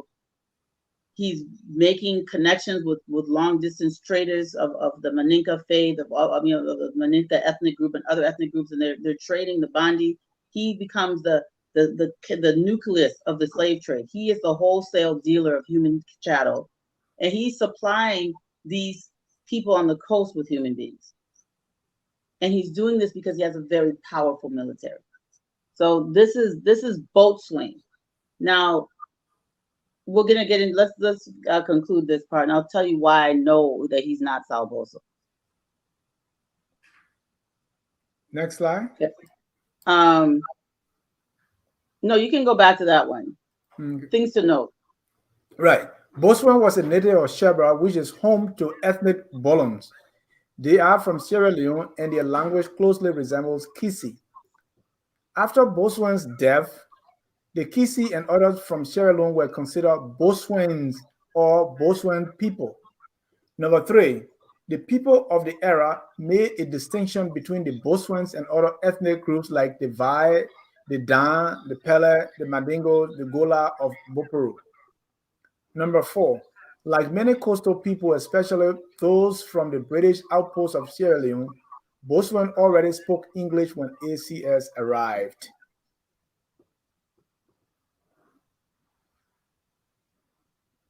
So that's important to note. Next slide, please. Do you have any questions on that? We will go into the next one. Oh, this is Boatswain, and the year again is before 1822 when this Boatswain guy was doing this. He went to Bopuru. The earliest record we have is from we'll get it. I think I have it on the slideshow here. Maybe not. So the earliest record of him. Oh, here it is. It's the very next slide. Sorry. Go ahead. I have been thus minute in describing the excursive voyage, that others whose business may hereafter lead them to this river may profit by the difficulties we experience in this critical and dangerous passage. We were obliged to come to an anchorage in the river during the night under a very violent rain, and the next day arrived at Rabat, the factory of Mr. Aspinwall. The gentleman whom a previous acquaintance had induced me to visit received us with great hospitality and kindness. From a residence of upwards of 32 years on the coast, he possesses much intelligence and valuable information relative to this part of Africa, and I'm indebted to him not only on this but on former occasions for many interesting particulars. The factories of trade in this river are Mr. Aspinwall, Robert, Boswan, a black chief and trader above Robert.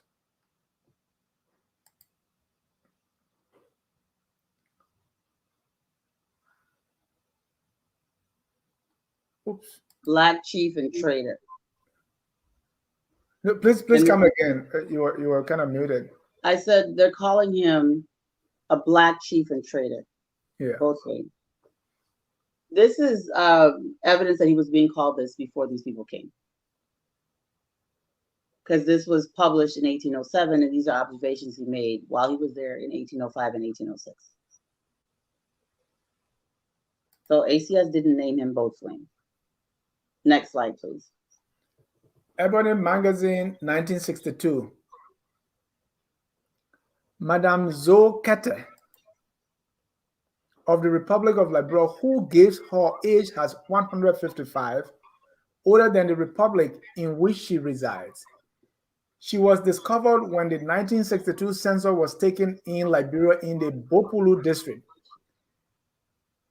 The proof she offered of her age was that she served King Sao Boso of the Bondi chiefdom, who died 123 years ago in 1829.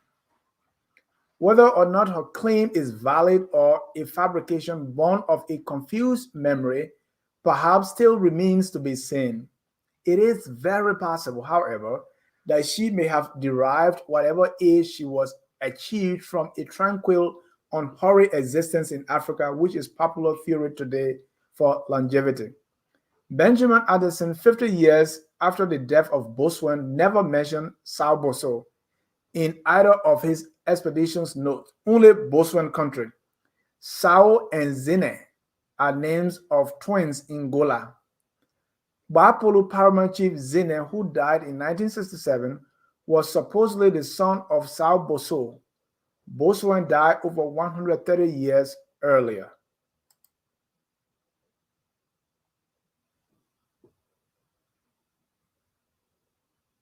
Oh, Carl, sorry, because go again. You can unmute yourself, please. Okay. Yeah, so I mean, clearly she wasn't 155 years old. And she probably did work for Sal Boso. Because if Sal Boso was Zena's father, and Zena died in 1967, this woman was alive in 1962. When she was young, she was probably young enough to serve Sal Boso, who was someone who was not yet alive when Benjamin Anderson went to Bopu, because he never mentions him. Benjamin Anderson went to Bopu in 1868. So almost 100 years earlier. He doesn't mention anybody named Sal Boso because he didn't exist yet.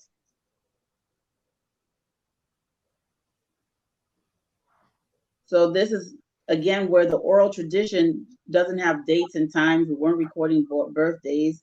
Many of our forefathers were born on a banana leaf, and it wasn't a concern about numbering years and all those kinds of things that came with Western culture. But clearly this woman was not 155 years old. Contrary to Liberians always believe that, my grandmother was 200 years old. No, she wasn't. And Chief Zena was his father had not died in 1829, and then he died in 1967. It's impossible. So next slide, please. So another common myth, and we'll go through this really fast. We could do another episode about the presidents, is that the first land at Cape Mesurado was sold by, this is not a myth. The fact is the first land at Cape Mesurado was sold by John S. Mill. A lot of times Liberians think that the treaty at the Cape, which was where you had King Peter Brumley, King Zoda, King George, I think King Governor, King Jimmy, and others signed with Ayers and Stockton. That happened. That was the second treaty. The very first and the oldest treaty was the one signed at Cape Mesurado, and that was signed by John S. Mill. So you can go to the next slide, please. This is not actually a picture of John S. Mill. I just picked a picture of a random mulatto person because he was mulatto. Nobody actually drew him, but go ahead. I just wanted to put that disclaimer that this Yeah. is not actually a sketch of John S. Mill. Go ahead, Dennis. This is not John S. Mill, but let's read. John S. Mill was born in Africa, Cape Mesurado, of an English father who was a merchant and slave trader at Mesurado and a native Day mother. When about 12 years of age, he was taken by his father on a West Indian vessel, first to Charleston, South Carolina, and then to Liverpool. He was educated in England. When he had finished his education, he was shipped back to Africa on a Guinean slave ship. His father had acquired some,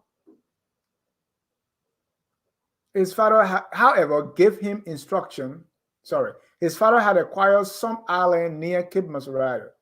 The boy was given 4 guineas or slaves and told that that was all he could expect. His father, however, gave him introductions to his partner at Mesurado, and young Mill, by his trading activity in goods and slaves, soon acquired a modest fortune. M.C. Perry, a lieutenant commanding the USS then at Mesurado in April 1820, requested Mill to sound out the native chiefs on the question whether they were willing to cede their territory to the settlers, and Mill succeeded in obtaining their consent. In 1821, Mill helped Ayres and Stockton in their negotiations for the acquisition of the territory of Cape Mesurado and sold to them his own property in Perseverance Island for a nominal sum. He acted as interpreter and assisted in the purchase of the St. Paul's territory. Although always a friend of the settlement at Mesurado, he refused to live there. He was taken to Monrovia a few days before his death in order to receive a medical treatment. He died there on July 24, 1825. Tory, pages 239 to 243, biography of John S. Mill.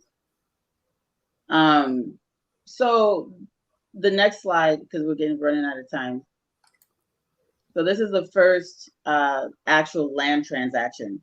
And again, he did negotiate for, he was a witness. He signed as a witness for the agreement with King Peter Brumley, King Jimmy, King George, and the others, King Zoda. But in this particular case, he sold his property. So he owned Providence Island, what they called Perseverance Island. It's later called Providence Island, but originally it was called Perseverance Island. And Perseverance Island was a slave depot. It was a holding place for enslaved people. So they would purchase the human beings, probably from boatswain, keep them there. When the ships come, then the canoes will carry them out to bring the slave buyers to the coast, and they would negotiate, and they would then go from there. So you can go ahead. I mean, for sake of time, I don't know if you want to read the agreement, but you can. It's really short. No, that's agreement. We can quickly go through the precedents because we have discussed this before on the president. So this is the agreement. So you're saying, in essence, this was the land, the contract of the land sold by John S. Mill. Yes, Not, and that's the first land transaction that was right. For what has now become Liberia. And the first one, it was not negotiated, or they didn't buy it from King Peter. No. It was John Mills. This is the first land transaction. It was for Providence Island, and it was John S. Mill who sold it on December 16th, 1821. All right. Roberts and Russell were the only mulatto presidents of Liberia. What? Let's get into it. Yeah, so this whole thing about Roberts and Russell. I mean, most people say, "Oh, the first 5 presidents, all our early presidents were mulatto." No, that is not true. It's actually very far from the truth. J.J. Roberts and Russell were actually the only two mulatto presidents we have ever had. I've had people say, "Oh, well, Ellen Johnson Sirleaf was mulatto." No, she was not. No, she is not.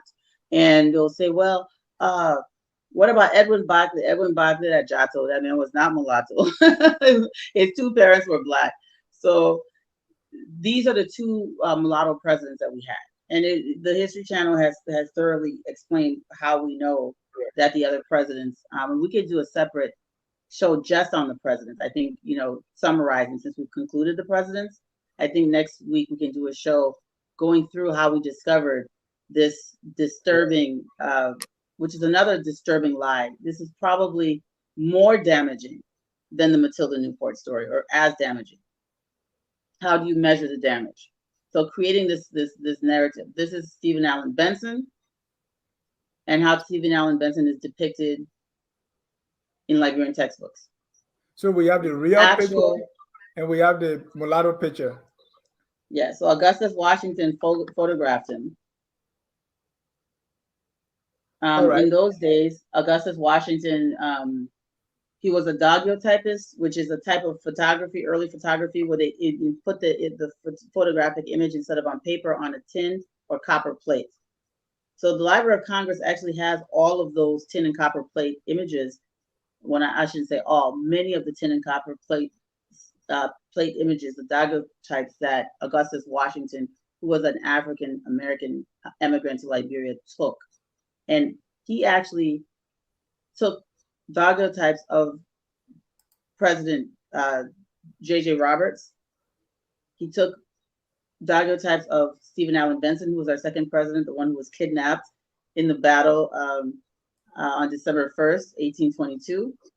So Stephen Allen Benson survived, becomes president. Before he becomes president, you have Augustus Washington photographing a young Stephen Allen Benson, which is just amazing. And then Daniel Bashir Warner is also photographed by Augustus Washington, and we discovered his actual photograph. This isn't the Augustus Washington photo, but this is on the left, the black and white picture. This is the image that they always draw and present as Daniel Bashir Warner. The one that's next to it is what was published of Daniel B. Warner, which looks almost the same as the light-skinned version, but it makes him look blacker, right? And Daniel Bashir Warner during his lifetime was described as a full-blooded Negro. It is not until the Disinformation campaign around 1906 where Sir Harry Hamilton Johnson is the first ever to call Daniel Bashir Warner a mulatto. ACS, everyone else that interacted with him, referred to him as a full-blooded African or a full-blooded Negro. It was Sir Harry Hamilton Johnson, who everyone loves to cite because he has this voluminous book about Liberia, but it's full of really a lot of disinformation and lies. And one of the biggest lies he tells in that book is calling Daniel B. Warner a mulatto. He was not. We discovered his photo. We can go to the next slide. Augustus Washington photographed him when he was a young man, and there he is. Actual President Daniel Bashir Warner, as you can see. This is his the older Daniel B. Warner. This is how he was depicted when he was president, when he was still alive. So people saw him and they drew him like this. You can compare that to the photograph that Augustus Washington took when he was a young man, and he's clearly the same person. Clearly the same person. Same thing, James Briggs Payne. They make James Briggs Payne look like he's a white man. He was not white. He was not mulatto. He was African American with some Native American heritage. Even E.J. Roy, our fifth president, which most Liberians agree is an African, he was actually full-blooded African. He even knew his ethnic group was Egbado. People say Igbo, but I believe he was Egbado, not Igbo. Egbado is a form of Yoruba. We did a whole show on him, a whole series. So if you go back and watch the E.J. Roy episodes, you'll understand why I believe he was Egbado and not Igbo. But he was not mulatto. He had no European ancestors, as far as we know, unless it's going back centuries. But he was an African. And then so they were depicting him as light skinned. I mean, even Arthur Barclay, who was photographed many, many times, they draw him in the textbooks to look like a white man, basically. So this is not an accident. Whitewashing these people after they've died and making their descendants and making people believe that all of these great, brilliant leaders that Liberia had were not African people, or attributing their greatness to white ancestry that they didn't have. Not that, if you're mulatto, you're not an African, but, John S. Mill was African. Uh, J.J. Roberts clearly said he was a native of Africa and used that as a reason that he was so ambitious about stomping out the slave trade on the coast because he knew he was African. So we'll do a separate show specifically on this, Dennis. You can stop here at the last slide, but all of our presidents up to our current president, from Roberts to Weah, they were all photographed. And we need to start using their actual photographs instead of drawing these things that don't look like them.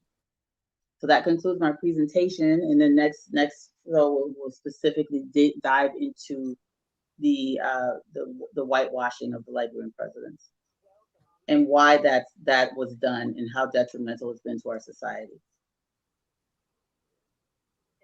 erasing us from the respectable commentary of African history. So are there any comments you want to read, Dennis? Right. At this time, if you thank you, Carl. If you're watching and you want to join the conversation, please call. The number is in the ticker of the scrolling text. I can put that on the board. And don't forget also to support us by sending us money to run these things. If you want to join the conversation again, the number is scrolling there in the text. The 791-403 is the number is 605-313. 6004. The code is 791-403#. You can join and ask your question. You have the number is on the screen, or so let me read a few comments here. Let me start. There's a lot of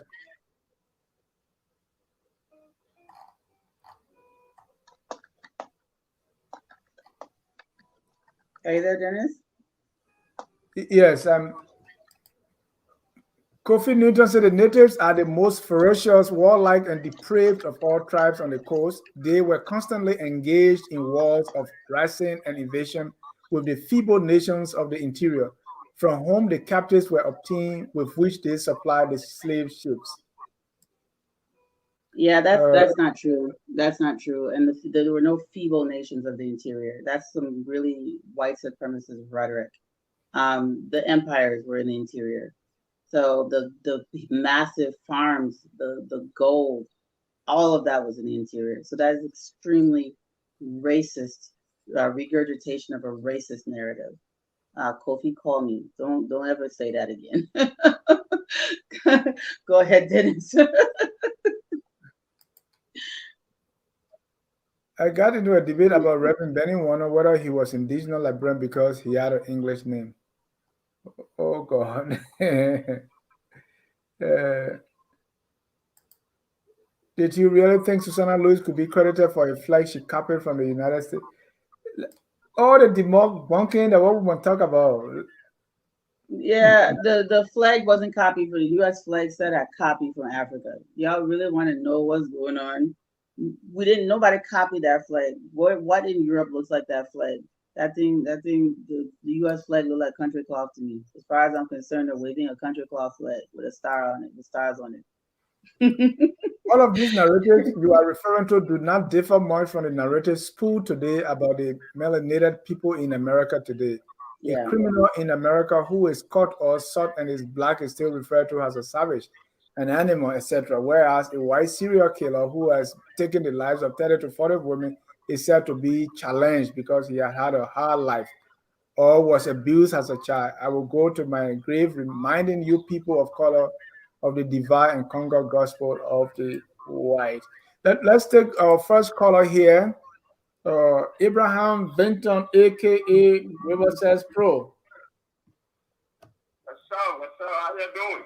Good. Let's hear you. Yeah, man. Look, my head spinning right now with all these revelations from Cisco. I don't even know where to start from, but I don't even know. I think we did those people that passed away. I think we did their injustice. The fact that people had to die with this information, this misinformation. I'm laying down here right now, kind of like feeling too bad. I mean, I'm feeling guilty, but Why? especially that there was no because there was no Elizabeth that went to Liberia, and all along we have been taught in history that there was this Mayflower, Elizabeth Mayflower, and I'm finding out that there was. I mean, it never sailed to Liberia, and it's kind of like got me messed up right now. I mean, so to speak, and so many other things that she said. I mean, the Matilda Newport thing, I know it being out there. I mean, I've been a little bit skeptical about it, but yeah, my main concern to have to do with that name is so I want to partially puff go. Let me add a puff title there. I want a little bit partially disagree with it, especially with those Peter's names. I mean, if I got you wrong, are you saying that biologically we had those civilized? I mean, I say civilized. Okay, let me say Western. Are you saying biologically we had those Western names like Peter there? Because you said there were people that with those names were not enforced, wasn't given to them by like the slave master. To me, I feel like because if you look, it was a trend to all like during the slave trade. When you go in Nigeria, they still got an Igbo name, but most of the names that are Westernized are people who maybe doing their slave trade, even in Ghana. So I kind of want to believe that those names. I don't think biologically we had like names like Peter. River says, So, is it possible? Yeah. Is it possible that you give yourself the name besides somebody giving it to you? Is that also possible? Yeah, but what you heard it from River says, go and watch Bossa 360. Go watch Bossa 360. It's really about River Says. It's about River Sestos. River Says where that you taking your name from. You want to really know all that Kui business started with River Says. Go back and watch it, please. And also, you have to understand that people all along the coast, in coastal Angola, John S. Mill's mother was from Angola. She married a European and had children. She named her son John. Mulatto people have been on the coast since European traders have been interacting with us. They have been living among us on the coast. So nobody has to name you anything. Sometimes people just like to take on Western names. One of the European travelers his name was Captain Peter. So some people who came after Captain Peter, who was there in the 1500s, had assumed that the King Peters were his biological descendants. It happened a lot in Sierra Leone where you had families who were the descendants of Europeans. Right now, that's Sierra Leonean history. Coastal Ghana, coastal Nigeria, or I should say Lagos, that area, right at the mouth of the river. You had a lot of people before colonialism that had Western names. And mulattoes, people speaking pidgin, mixed with Portuguese, long before, even the slave trade started. Because people were intermarrying. You have Portuguese people that were trading legitimate trade before slavery. And people had these Western names. This is a very old thing. We didn't just jump up and start seeing white people in the 1800s. Thank you. We have more callers. Yeah, one more time about because I was just drawing for the Native Americans and the Americans, how to give them these crazy like name like Redskin, these names that they trying to get rid of. Yeah, but what River says, not to cut you off, but Native Americans were isolated from the rest of the world for centuries. They were not part of global commerce and civilization. West Africa is the center of the world. We were not isolated. We're not an isolated population. West Africans have been interacting with Europeans long before the Western Hemisphere was discovered or encountered, I should say. So you can't say because Native Americans or people in Papua New Guinea were isolated, that does not apply to us at all. Look at the map of the world. West Africa was the southern edge of the ancient Roman Empire. The Moors of Spain were West Africans. Like, what are we doing here? This is not. We're not some kind of isolated population. Unmute themselves. All right. Thank you. Africans are not analogous to Native Americans. Right.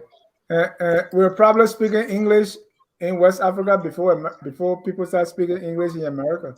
Of course.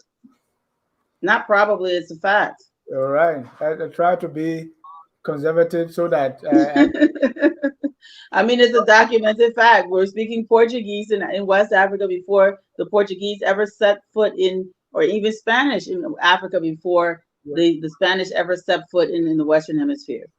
so if there's any takeaway, everything we have said boils down to we were interacting with European long back before 200 or more years before they come in. And we read these things in Liberian history because we learned of Pedro, who went to Liberia or the Green Coast in 1462. So those people went there, they were interacting. When I interview Dr. Jason Carr, I mean, the whole war, I mean, he laid out so much that these people who were there, they were English people lived there long before even And 1820. Portuguese and Dutch Right. before the Portuguese. The Dutch were the ones who were there setting up churches and missions. You know, so we talking 1400s, 1500s. And when people live there like that, they're going to have children there, obviously, and those people are going to be a mix. Let's Cesar, no, Willis. You're alive. Go ahead. Leslie Willis. Hello, this is Les Wills. Okay. Oh yeah. Go ahead, Les. I love this program, and I thought this might have been an old program that had been put up because I remember you discussing this before you almost discussed the president. But nevertheless, it's fabulous history. Kyle, you have done such an amazing job here by debunking this whitewashing of Liberian history. But I have two things that I wanted to bring up. You know that this famous map that Ashman supposedly drew of Monrovia, the layout of Monrovia. It's a very famous map from 1824. They highlighted certain areas, and I don't know if anyone has gone over that map and tried to, show its evolution to today. But there was a town that was placed in the Mamba Point area called Gura Town. That is where the Catholic cathedral is now. And the Catholics were known for going to the most sacred areas and destroying those sacred areas and placing their churches on those areas. They did that in Mexico and a lot of places. So I was just wondering if anybody ever knew where, what Gora Town was on that map. And since the Gola people were the most successful of the Porosanti society, if maybe that was considered the most ancient a place on Montserrado, and that's why they called it Gora Town. But nevertheless, my second question is, we talk about Sheikh Anta Diop did a great work on the evolution of West African people from Egypt. But to me, with Ethiopia being the greatest of the independent countries of Africa, Liberia is really the only place where I say where the ancient people of Ghana remained independent. Because the rest of West Africa was taken by the French and the English, except for Liberia. Has anyone ever correlated the tribes, I call them families, they're clans, ancient clans, which are called tribes, if there was any connection? Has anyone ever done a study if there's ever been a collection of people that descended from ancient Ghana, which are what the West Africans are, the ancient Ghanaian civilization, which would mean that the Vais, the Golas, the Peles, all the people of Liberia are in one way or another connected to ancient Ghana. That is a civilization which remained pure in Liberia. So I just was wondering if anyone has ever correlated the peoples of Liberia with being from the ancient nation of Ghana. And just as the Ashantis are known for the golden stool, which is probably the golden stool of the ancient Ghanas, if maybe the Vais consider themselves keepers of the ancient pens of the Ghanas, and that all of these ancient tribes are basically families that were prominent in ancient Ghana. That's just a theory of mine. But nevertheless, I just have those two things about that map and about association of the tribes with ancient Ghana. So ancient Ouagadougou, Ghana is actually not what the empire was actually called by the people. The Ghana were the rulers of ancient Ouagadougou, or Akwa, as they also called it. Ouagadougou is the name of the empire, and the leaders, the kings, were called the Ghana of Ouagadougou. And then Europeans started calling the place Ghana, but the empire was actually Ouagadougou, and they were mostly Soninke people. And because it was an empire, of course, it encompassed other Sahel and Savannah and Sahara peoples in there as well, coastal Saharas. But the dominant ethnic group of the ancient Ouagadougou Empire was the Soninke. Were the Soninke people. Yes. And they didn't just stay in one place. They had to have continued to move south as the Muslims converted people of the north. I mean, the Soninke people still exist today. They're in Senegal and Mali. They're still in existence, Guinea. Right. So we still have Soninke people there. That was a dominant culture. Thank you. Thank you. Thank you, Wills. Thank you very much. I didn't want to take up a lot of time. Thank you very much. Appreciate it. Let's get Mr. Elvis, the man who feels bad if he's not the first caller. Go ahead. I know what happened, Elvis. You were sleeping? Yes. So I'm watching the show. Thank you for the presentation, and thank you for taking my call, Mr. Josh. I want to say this. Like I see a lot of people in the comments, making certain statements. For some of us who sometimes ask the question about, for example, most of the misconceptions, like, this call was talking about, were not perpetrated by the quote-unquote native people, right? They were put in our history books and taught and made national holidays by the ruling class at the time. So, for example, the Matilda Newport story and the holiday and this perception that most of the presidents were mulatto, those were all promulgated by the ruling class who made the history books that we learn as, Where are you getting this information from? What's the source of this? I already explained who put this, who created it, and you're debunking, you're coming to say something different. I want to know what your source is. I've already presented my source. Right. So you're saying it was promulgated by the ruling class. I simply want to know how do you know that? But that's what I'm getting at now. So when you did the presentation on some of the presidents, you're talking about, they were portrayed as these, mulatto people. So are you saying that wasn't, because even I think there was an official pamphlet of the former presidents in Liberia, and they were portrayed as mulatto people from the Liberian government themselves, the one I think the proper town. So it was portrayed as it was Tubman's era. And yeah, so let me just help you out. So it was. I will say I agree with you that the government should have known better. But after 1943, actually beginning in around the 1890s to early 1900s, but the presidents weren't changed until the 1940s, 1950s. And it was the Smithsonian curator who came in to do a stamp series. This was an actual deliberate, and we'll get into it next week. But we know exactly who painted the presidents white. We know exactly who created this propaganda narrative. And Tubman had no way of knowing what these people actually looked like.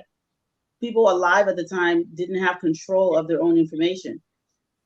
You have to remember that, unfortunately for Liberia, because of the economic embargo, we did not have the resources to just build schools. So what we ended up doing a lot of times was we partnered with missionaries, gave them concessions in order for them to build schools. And the unfortunate part of that is they control the curriculum. So the United States government and church groups have always come in and controlled the narrative and the curriculum.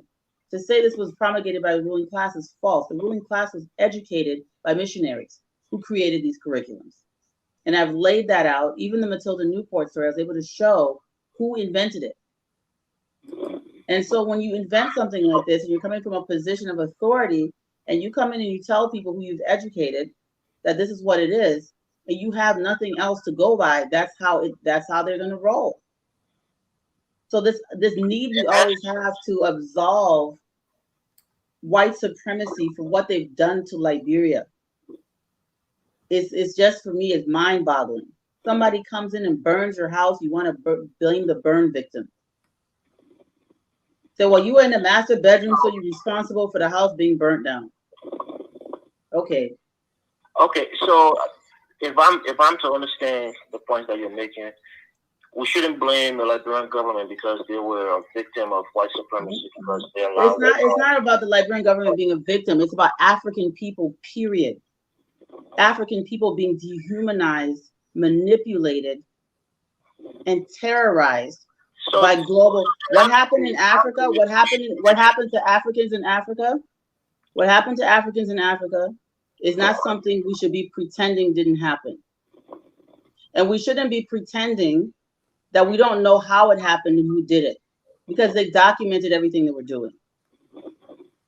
The so-called ruling class of Liberia has been under siege from the moment the so-called ruling class of Liberia has been under siege by white supremacy from the moment they asserted their independence, the same way Samori Toure was under siege, the same way everyone is under siege that has black skin and tries to be self-determinant. Right. So for those natives who regurgitate the information that they learn, everyone regurgitates it. All African people regurgitate it in Liberia. How can you blame them for regurgitating what they learned? I don't blame them for regurgitating what they learned. I'm saying what happened. They are regurgitating it. And I also was clear that all Liberians went to the same schools, learned the same lies, and they all regurgitate the same things. That's a fact. So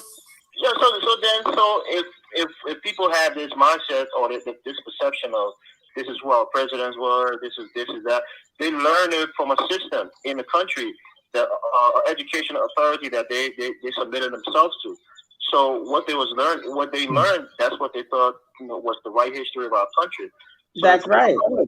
That's exactly right. That's what they learned is what they thought was the right history. That's right. So Evans, what's your point? My point is because people in the comments or people who are commenting. No, don't forget comments. Let's look at what we are presenting. In these conversations, that's what I'm saying.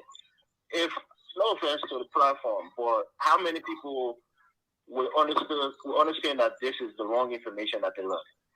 Right. In 5 years' time, the same information that people learn, has the curriculum even changed in terms of the history that is being taught in our country? So the majority, except for the few hundred people that follow this platform, the majority of people in Liberia still have that same mentality, have that same perception. So it hasn't changed, for many years. But who said it changed? I'm wondering what's your point? I think what happened is they are arguing in the comment section, which we are not monitoring so much. So let's talk about they're arguing in the comment section. Okay, right. So he's saying people are blaming, say, okay. For example, Mr. Jad, the Matilda Newport story, right, about the Kenya and all of these things. Right. These things are still being taught in high school. Nobody has rectified to say, no, this is not true. There's not even But that's what we are rectifying. So help us, right? That's what I'm saying for the Liberian government now, for the school children who are coming up in 5th grade or 6th grade who is learning about this history, it's still being taught to them, spoon-fed to them, and that's wrong history. So even though we on this platform may know a different history than what they're being taught, but if they grew up in 10 years' time, those same children will spew out that same narrative that this is, all this Matilda Newport. My children won't. My children will not spew that. I'll tell you that much. Right. Because we have to start, at some point, we have to start taking responsibility. I mean, look at that nonsense at Providence Island. There's no excuse for that. Nobody's hiding our history from us as they were doing in the 1910s, 20s, 30s, 40s, 50s, all the way through the 80s. They were hiding stuff from us. It's no longer hidden. Stuff's been declassified. We have access to primary source documents that we're not given access to before. Things that were hidden from our grandparents and our parents are not hidden from us. There's no excuse for it anymore, right? So if I can say, and I want you to watch us next Saturday, because I'm going to lay this out about these presidents and how this happened, because I uncovered it. It's not even a secret really anymore. But the problem is that if you're a minister of education and you're complacent and you realize that look, don't even get me started about education in Liberia. The children are going to school in classrooms with holes in the roof and the walls, rain falling on them. Our kids are going to schools that are not even safe. That we up here talking about curriculum. They're not even going to school buildings that are safe. Their teachers are not being given the training and the constant reinforcement of their education that they do in the rest of the world. In America, teachers never stop going to school. They never stop learning. They never stop taking classes. In Liberia, you become a teacher. You just know everything. You just sit. As your brain dies and rots, you stop learning and you keep teaching the children the same thing. Nobody updates anything. So it's a much bigger problem. I'm not here to solve world peace. I'm just sharing what I learned. But you're right. The curriculum in Liberia needs to be revised. It should have been revised 100 years ago. Right. A lot of the hatred and nonsense that's going on is because of the disinformation. We still got more calls and we are out of time. So lastly, what about oral histories? History that we learn from our grandparents and our parents that is passed down, down to them. Whether it was from your great grandparents' experience and they passed that history down to you, should we disregard that because it's not written and peer reviewed by historians? But where does that question come from? Where's the? No, because people hear stories that was passed down to them about how people. What does that have to do with what we're talking about? Is there anything that we're talking? Is there anything we're debunking here today that contradicts oral history? Right, about Liberian history. Right. No, I'm asking you, Elvis. Let me ask you this before you go. Is there anything that we've discussed on this platform today, other than the Sao Boso? Because is there anything we talked about here today that contradicts oral history? There was no oral history that tells us that Botswana is Sao Boso. That came later, with people trying to revise stuff and trying to, what oral history tells us that King Peter Brumley was Zolu Duma? No oral history tells us that. So I don't understand how that's relevant to what we're talking about, unless you can tell me what oral history contradicts the written text here. Right. All right. There's no oral history that talks about Matilda Newport blowing up a bunch of people up with a cannon. There's no oral history about that. So I keep telling. Let's stick with the topic. Let me take the next caller here. 862 area code. Your name and where you calling from? Hello, this is Kofi Newton. I'm calling from Ghana, Elmina. Hey, Kofi. Yes, earlier, how you doing? You guys are doing a great job. I've been following. I post all your content. Thank you, Kofi. Earlier, I made a. Akwaba. How you doing? Boka. Kofi can speak to me now. Go ahead, Kofi. Yes, I made a comment about I dropped a quote from this ACS book, and it was talking about how it was trying to warn the agents, Stockton heirs, before they left Leone and went to before they left Leone and went to the Grain Coast. And got you. The governor's name was George McCarthy. He was governor in Sierra Leone. Yeah. What I'm learning is I'm learning about free Liberia, and I'm learning about people like Queen Zokoko. I'm learning about Kandibia. I'm learning about the lineages, dynasties, and these are people that I like to bring up to uphold the history of Liberia. And I like to mention like all the white governors from Robert Sport all the way down to Maryland. They couldn't survive. They some of them got awards. Some of them had to go back. So Hootie, he died of a toothache. He was back home when it was the blacks. It was the recaptured Africans, and it was the indigenous recaptured Africans that continued on to build the republic. We have to constantly remind our people, like, look, we build the republic. We build the Lone Star, that being the Republic of Liberia, and we need to hold these Europeans, these whites, these corporations like Firestone, like Harvey Firestone. We need to hold them accountable. Right. Firestone still is Houston Rubber. Right. We need to hold them accountable. We need to hold them. Right. And Kofi, thanks for clarifying that was a quote, because I was like, I know Kofi knows better than that. I was like, what is he saying? But yeah, thank you for clarifying that was a quote. It makes sense now, because that is their narrative. That was the narrative that they were spinning. Thank you for clarifying that. All right, let me bring on another caller here, joining us all the way from another continent. Ayume, go ahead. Okay. Yeah, hello. Thank you, Denise. Thank you, SL. Thank you. I've been looking for this show all morning. I don't know what happened to your algorithm. I don't know how it's going to happen. Yeah. So sorry. Facebook is dealing with us.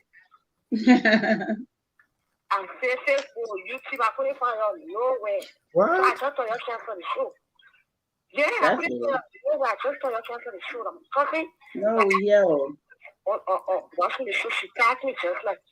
So anyway, I'll share it anyway. But I couldn't have talked about that because of everything I've been saying. Let me just say this. Who to be blamed? We are to a place where the blame is not the thing anymore. We're to a place where this is the truth. This is what advanced the white man land. This is what advanced the white people. History. This is what advanced other nations that we serve in. Right. The history with our names. Before, okay, we never knew they lied to us. But today, right now, here again, even the 5 of us that just get into 2 or 3, what are we doing with this information for the advancement of the continent, for the advancement of our people? This is not just like Liberia problem. This is the black man's problem. They don't choose the black man or the black man or the South African black man. It is us. So who to be blamed now is us. There's information. Why should we be holding on to things that is not serving us? Why should we be looking for our brother to blame? Okay, the house got burned. He was in the master bedroom. He did not burn the house. Somebody burned the house. But his children are here to build the house back. So it is up to us to do with this information and stop looking for our enemy among our brothers, because our enemies are not amongst ourselves. It is clear as day and night. Just for Facebook or for YouTube, you'll see what's going on with the white man, the black man. We're not going to make it any better here. So while we still asking, even if you're a master's degree holder in America, you still not an American man, so kind of way. You stay somewhere down the line. You never yourself like you are at home. So let's forget who did it or how they did it, who was there, and that's the Liberia is for black people, it's for Africans, it's for Liberians. Every Liberian is a Liberian. I see a Liberian, I don't see nothing else. Whether you came from Chef, whether you came from Banga, from where I come, I don't care if you are Liberian. That's what I see. And every Liberian should start right now with that, so we can be the best in our country and build this nation for the advancement of prosperity. Thank you. Thank you. Let me hear from Michael Patmo. Michael, where have you been? Cousin Michael. How you doing, Cousin Cole? All right. Well, once again, a great show. I've told my cousin called the Lady Congo people alone, and she will not do so. But I guess, it's much more than informative. I continue to drive people to this show. People who are uninformed, who have been misinformed. People who continue to drink this Kool-Aid, about our history. And I just wanted to make a comment, not really a question. Mm-hmm. That we've been taught to hate our history, and it's really allowed our young people to be directionless. And at some point in time, we have to grab hold of that, of that reign, and redirect our people, to the right history, so that they can be able to create a better future for themselves. And so that's what I really wanted to comment on. But once again, great show, guys, and I will be on that. Thank you. Thanks a lot, Michael. Thank you, Michael. And we're talking about schools. Cole, you want to see current pictures, 2021 picture of schools in Liberia? I don't know. Oh yeah, the big. Oh God. There's a serious learning going on. I mean, the thing is, schools are built from the inside out. So if that's the outside of the building, the inside, the quality of teachers, the quality of the curriculum, the quality of what they're being taught is even more important than the building. Mm-hmm. The building is secondary. So if we have to spend resources, you can learn under a tree. You can learn in a church. You can learn anywhere. What are you learning? How are you learning? Who's teaching you? And what are you being taught? That's what needs to be looked at. Got little children in Liberia learning things that are not going to benefit them in their advancing their self-esteem, their commitment to advancing their own country. Everything they're being taught. In fact, they're not even taught how to think. They're being taught to memorize. All this stuff needs to be looked at critically and quickly. The deliverance about road development. These are the young people that are sitting down with this guy who's pointing to what is that? SOSO, whatever he's pointing to there. These kids are the brightest human beings. These are the innovators of our future that we're treating like this. This is our most valuable resource that we're treating like this. They're more valuable than any mineral in the ground. They're more valuable than anything in that country because they're the ones that are going to convert resources to wealth, to prosperity, and we're treating them like that. So a couple of government people can go bluffing around in Paris, France with a girlfriend in. I'm just so disgusted. This is how we're treating our most valuable resource, our human beings. And there's a question here. Unacceptable. It's unacceptable. Very, very much unacceptable. David Julu said, "Our new textbook being written." I like how they say being written, right? Because when we ask this kind of question, it's like we excuse ourselves. And so-called our new textbook being written to correct this wrong. That's a question. I already answered the brother. If you want a textbook written, if you want it, you sponsor it. Because our government's not going to do it. So one of the things that we're doing in our little weak ways, we started a mentorship program because that's where our hand can reach. We recruited some young people. We're teaching the teachers. We're training them so that they can be our on-the-ground facilitators to teach civics, Liberian history, and basically ethics, all the things that we need to build good citizens. So the Liberia Legacy Foundation, which is a combination of Save the State and the BAIO, has created this program where we are going to, in our way, with our own resources, our own little monthly contributions, we're going to create an environment to help supplement the poor education that the young people are getting with some enrichment, with some things that will help them to develop not only their academic strength, but their self-esteem, the critical thought. So this is something we've started. So if you want to write a textbook, or you want a textbook to be written, reach in your pockets, reach in your time, whatever resources you have to give, put it towards that effort. Don't just sit and say, are you guys going to do this? You guys is you. It's all of us. Because let me tell you something, until Liberian people elevate the way that they think and understand things, the government will continue to do almost nothing. Right? So the citizens, change begins with the citizens. Yes. You want a better country, be a better citizen. So, and that's why, I mean, just the fact that we're able to sit here for the last 2.5 hours doing this, what's about taking just this recording, asking for permission, put it on a DVD, carry it to Liberia and play in one classroom. I'm not saying 10, just one. Or help us with our effort with the Liberia Legacy Foundation's Leadership Academy. Help us with our effort with mentoring these young people. Reach out to me or Dennis. Join us in helping we need to renovate the building that they're going to be in, the Neticia Burnell House. We need to make sure that they have projectors or a widescreen TV to be able to project the Zoom courses onto. We need to do all of these things. The more people that can contribute to that effort, the better it will be. But we can't just sit here and be pointing the fingers and say other people are responsible to do this. Thank you so much, Carl, for the night. Thank you to our viewers and even those who will watch later. Tomorrow, join us. 1 o'clock, we'll have the noonday. And the topic Priscilla Inanto will be discussing with Mansa Washington is framing the discourse. Everywhere there's so much animosity, people are cursing each other. We call that G's and fry a trot. If you are having some drama, the place will be with 3,000, 4,000 watching. But if you are debunking myths, so how do we frame the discourse so we can discuss issues and not people? That will be the topic. And then on point at 4 will be all politics. You don't want to miss this exciting show. Always keep it here at Focus on Liberia, where we educate, we elevate, and promote all things Liberia.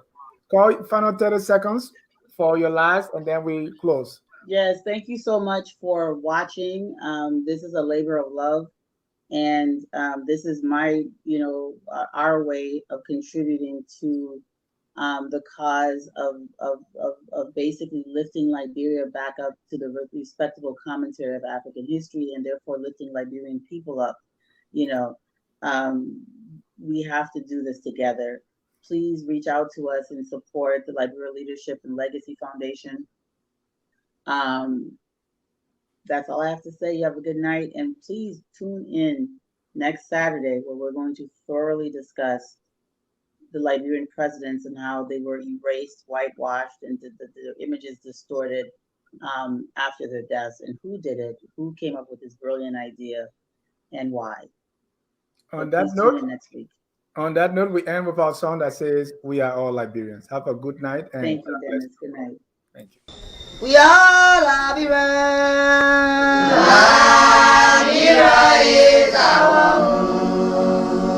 Liberian people.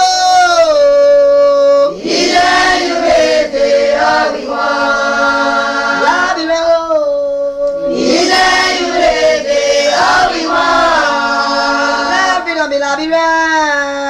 Oh,